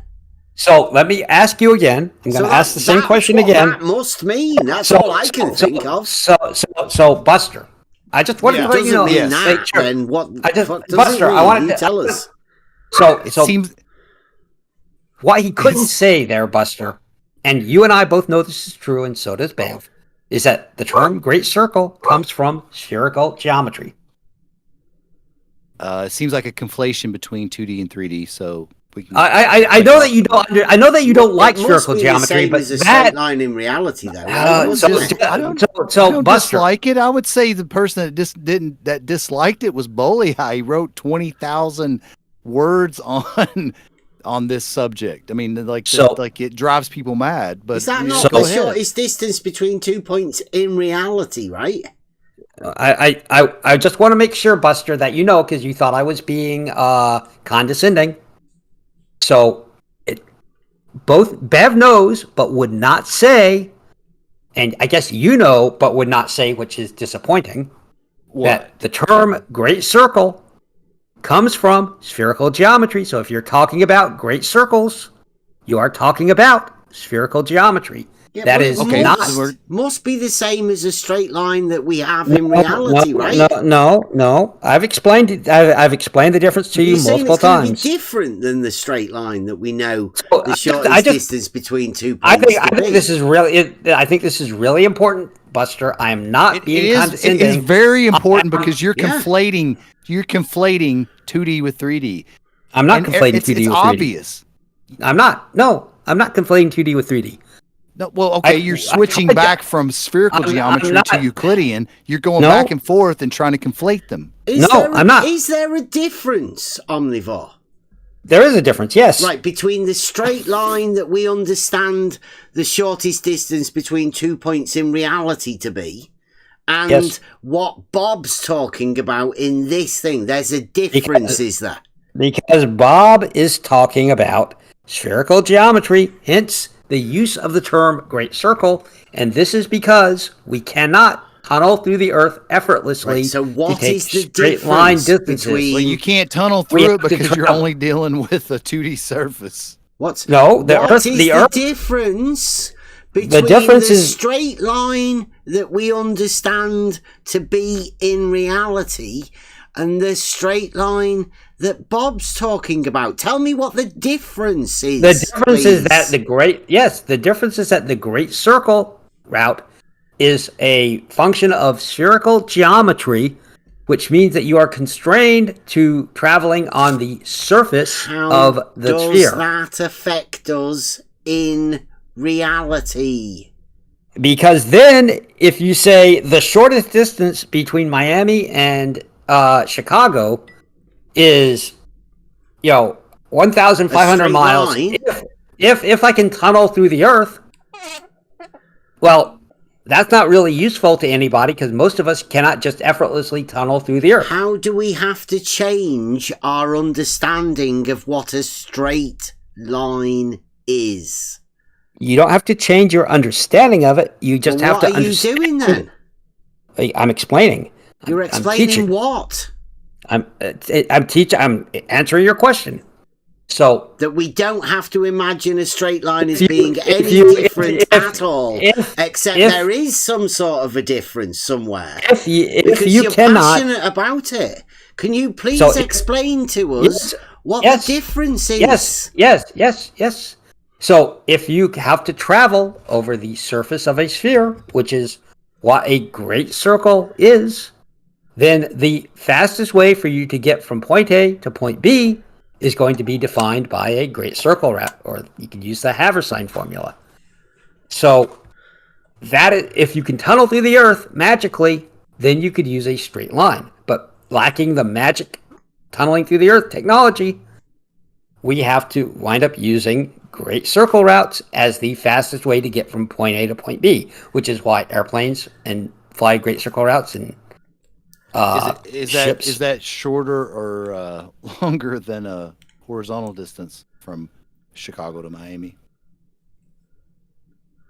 I don't know. It wouldn't be horizontal. There wouldn't be a horizontal distance. There would be a straight line distance, but it's not. Yeah, it's not but horizontal. if you had a horizontal distance Well, from it wouldn't be Chicago to horizontal. Miami, It wouldn't be a horizontal. You could have a straight line. if you had theoretically a horizontal line distance from Chicago to Miami, this distance that you're talking about, that is the shortest on the surface, would it be longer or shorter than that horizontal distance? Tangent, as you would say. Are we assuming globe Earth? Just reality. I said, well, yeah. I don't think we live in the same reality. So no, just in there is only reality, right? So yes, what would happen in reality? Would it be the straight line that we understand the straight line to be, or would it be a different straight line? In reality, you would not have a tangent line to the globe that takes you directly from New York to Miami. So if you're trying to say, well, what if we did? Then I guess the question is it that space is being curved? Is it that Miami and Chicago are moved to, different locations so that what the understanding of a straight line is? Straight line is fine. He wanted to stick with horizontal. Horizontal is, has a definition. Can you not have a just horizontal straight line? You can, yes. Well, okay, that's what he was talking about then, wasn't he? Yes, but you won't have a horizontal straight line from Miami to Chicago. Could you have a horizontal straight line from Liverpool to Wigan? I don't know what's the distance between those. Probably not. No. 20, 30 miles? Not definitionally horizontal, no. Really? Yes. What's the longest horizontal straight line that you could? So, geometrically, or just give us a linear distance. Any distance is going to any point on the globe is going to have its own vertical, which means it'll have a different horizontal. So what's the longest horizontal that you could establish? I don't know, but it wouldn't be it would be effectively impossible. You can't do it. So if we could prove a horizontal straight line in reality, then what do you think one should do with that sort of a proof? I think you can prove a horizontal straight line. That's a tangent line. However, that doesn't get you. Well, let me rephrase my question. If you had a tangent line from Chicago to Miami. Can't do that. Right. That you cannot do. But you can have a horizontal straight line. But we have all of the elevation profiles, like in the States. It's a state plane coordinate system. So that's not true. So we have. So first off, elevation is. You're just saying that's not true. If you hold on. To point out that everybody to the audience that I think he's actually mad. He's like rambling. I'll just making point out state plane coordinate system. We have anything. We have a state plane coordinate system. It's Cartesian, and it's been measured already, like over the last over 100 years. Yeah, on the real globe, omnivore, right? I'm using WGS 84. Well, but we're just talking about the actual measurements. I'm using the geoid. Yeah, like I said, you can do you, but I'm going to use the geoid, which is what's used for all these things. And that's the straight line, right? No, the geoid? Is that the one that's telling you that it's impossible to have a horizontal straight line, but then say that you can have a horizontal straight line? No. Like, are you allowed to have how long of a horizontal straight line could you make? Infinite. And it would be entirely horizontal, all of the entire line. Yes. That's Yes. a contradiction because I asked you about a horizontal line from Chicago to Miami. You said Right. You can't do that. Yeah, that you cannot do. That You that can you have can't a do. horizontal line Infinitely. infinite at the same time. Right. You can have a tangent line that is horizontal and infinite And because it is horizontal and vertical are perpendicular, right? Yes. Yes. Okay. So Perpendicular all the is perpendiculars to a horizontal plane will be parallel. nope. Yeah, all of the perpendiculars to a No. plane No. will be parallel. No.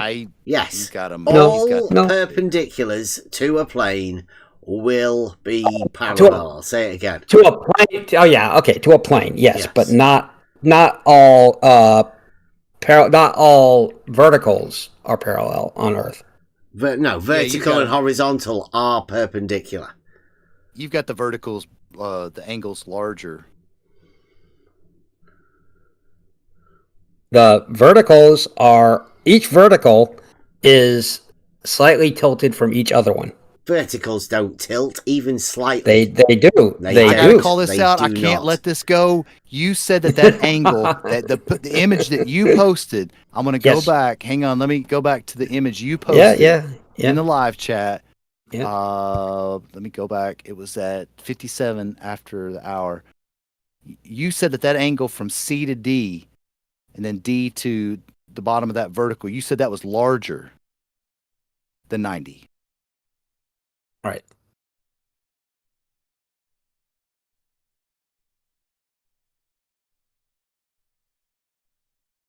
Are you still going to hold that to be true? Yeah. I'll draw a picture for you so you've got your verticals. You've got your verticals like tilting inward towards each other.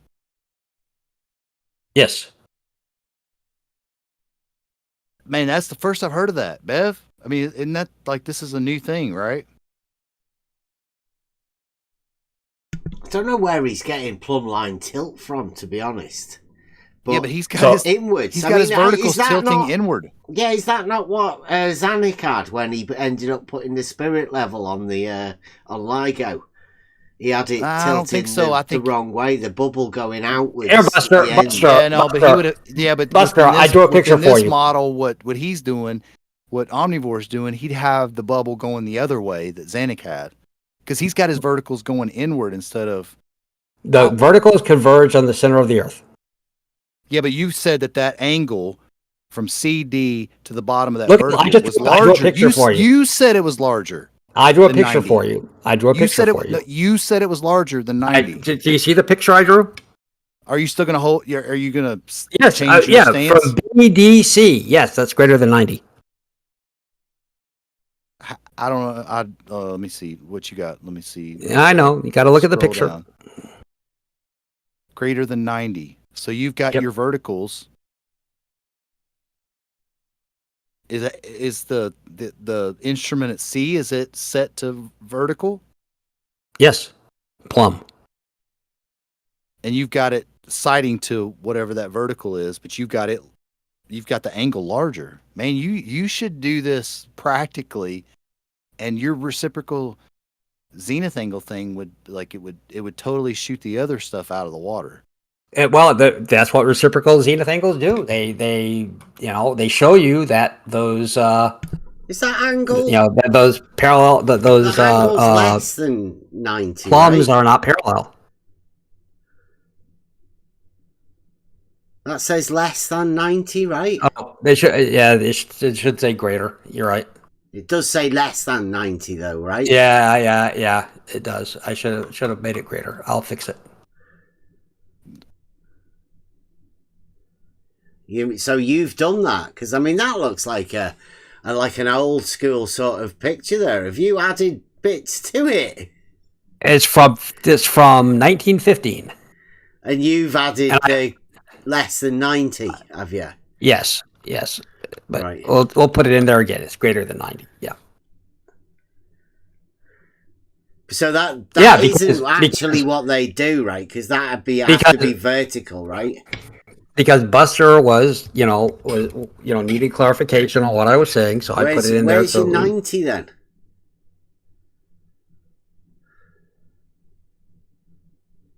That wasn't what I was talking about. I was on about, you said that I was looking at the bottom picture. It's like he's finding height of point above theodolite. So the bottom picture, D will be less than 90. Well, that's what I was on about. That was a conflation. But you also, okay, all right. Well, let me ask you this: if that's the case, then now you've got it the other way that I was thinking. Fair enough.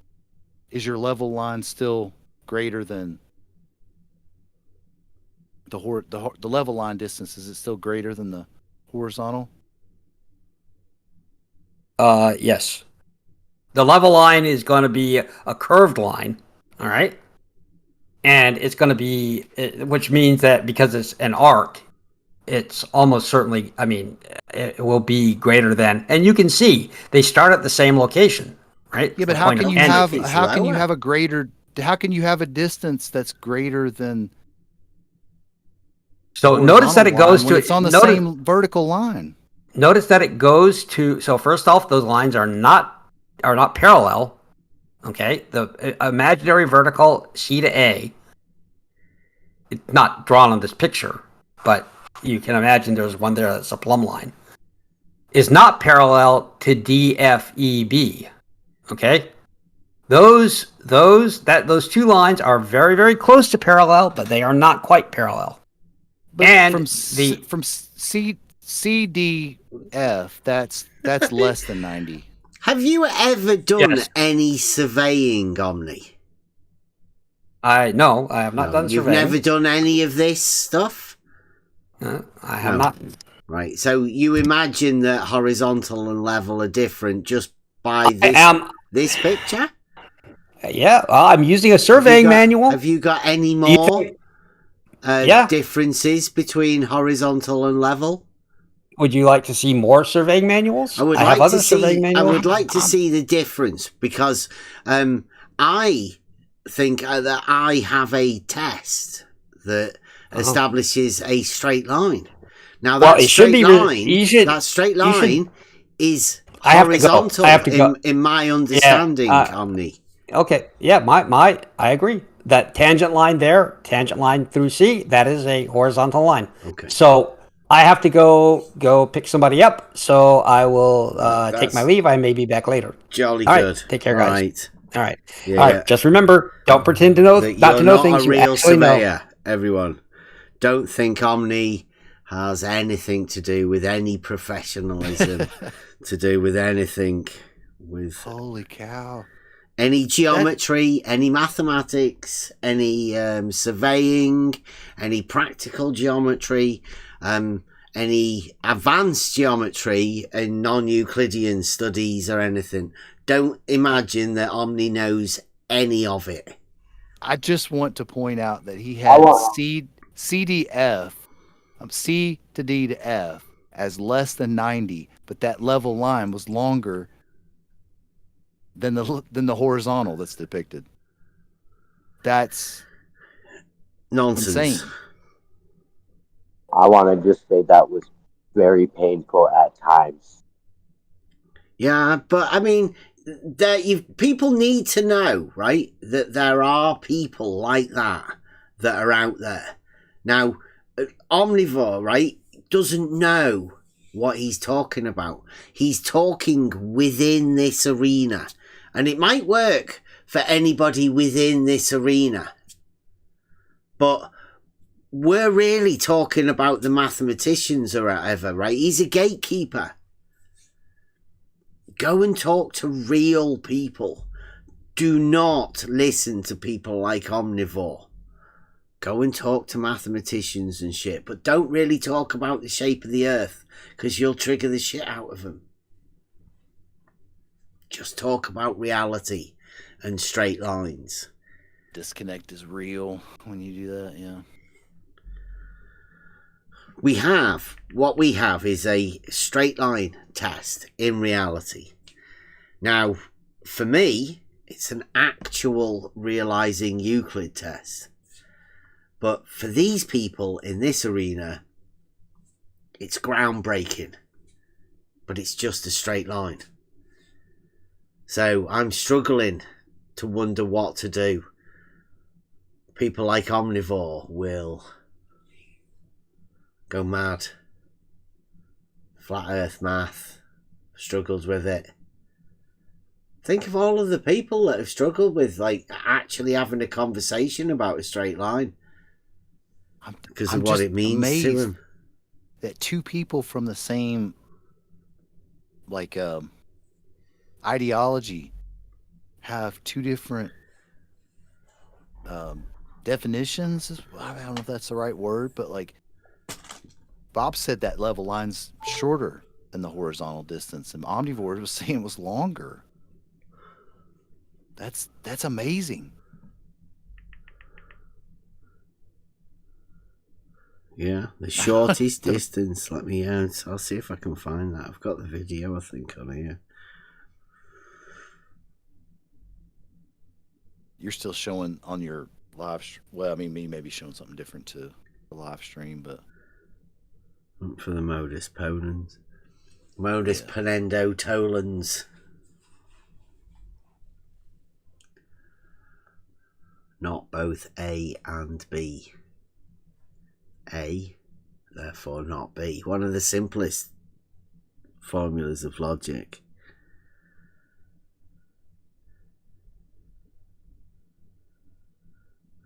Come on, Bob, where are you?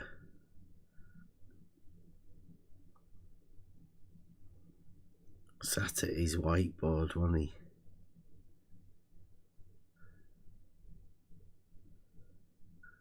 Oh.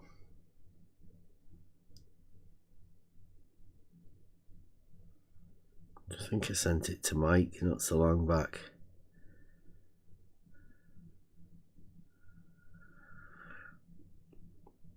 It was on about, you know, when the video that Ranty did with Fight the Flat Earth, that seems to have gone missing, been took down.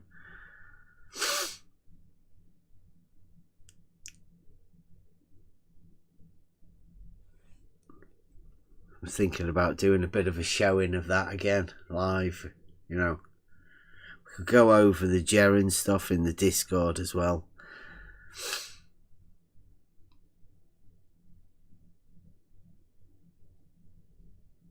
I don't know where it's gone.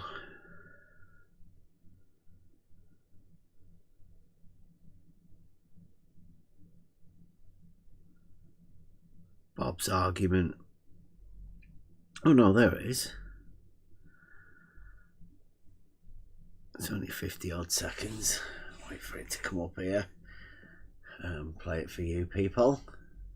This is Bob's argument. Let's go ahead and have a look at an example that I've been using a lot of lately. Here's my argument. If and only if the Earth is a sphere, P, the shortest distance between any 2 points in any direction will be a great circle distance. Q, the shortest distance between any 2 points on Earth is a great circle distance. Therefore, the Earth is a sphere. This is an example of a modus tollens argument. Now, the flat Earth could use a modus tollens argument to disprove this by demonstrating that the shortest distance between any 2 points on the surface of the Earth is a straight line. In other words, a non-great circle distance. So, their work is cut out for them. This is Bob the Science Guy signing out from Northern Michigan. Thank you again for stopping by my channel. I really appreciate your support. There you go. All you got to do is a straight line. But I mean, what would that do to Bob? Break his little heart, right? Imagine what people would do if they were to find out that the shortest distance between 2 points on the real globe was actually a straight line. What would that do to Bob and his...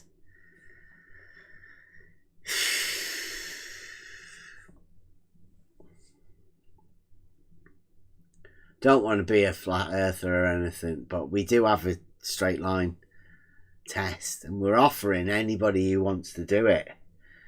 You know, particularly the globe guys. If they want to do a, straight line test, is anybody up for that? Shortest distance between 2 points. Straight line. It's not so much at stake, just bobs.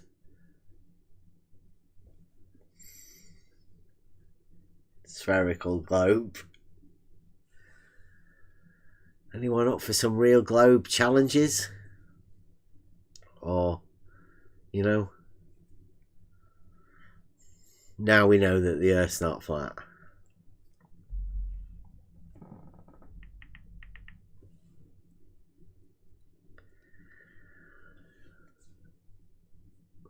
Modus Polens for the win.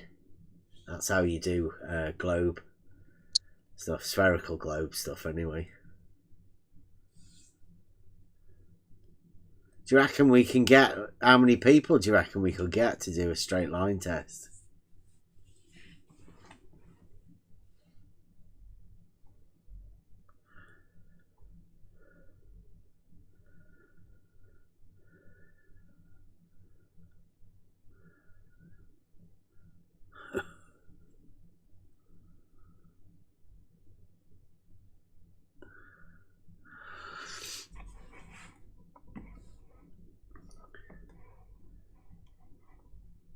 Do you want to, we got anything else? Has anybody got anything else?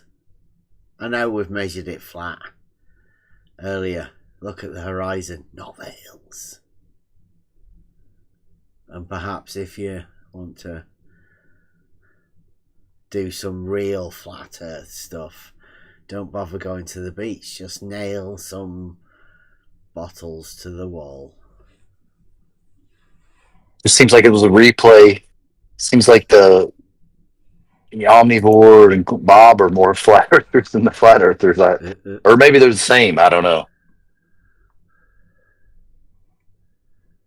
Everyone's model afflicted.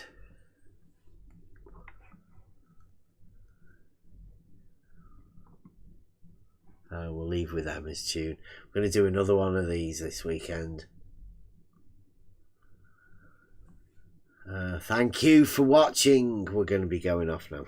As always, in the weekend, UFC weekend, pop in the Discord.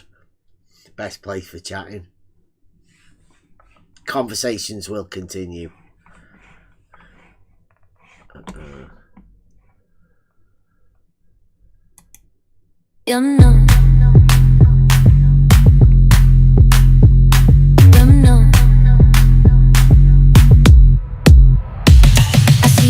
Street, a true magician with those cards up your sleeve.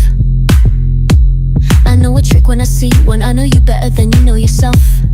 So, when you do what you do, I can't be bothered cause I've seen it before. I know your MO and I'm telling you it's in your best interest to quit it now. Oh no. On the level, mind your P's and Q's. Don't say I didn't tell you so. On the level, mind your P's and Q's. Don't say I didn't tell you so.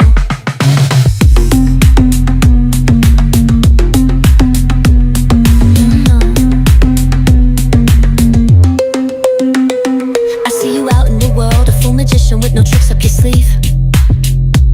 I know a trick when I see one. I know you better than you know yourself.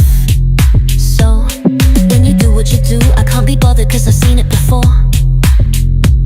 I know your MO and I'm telling you it's in your best interest to quit it. And now, on the level, mind your P's and Q's. Don't say I didn't tell you so. On the level, mind your P's and Q's. Don't say I didn't tell you so.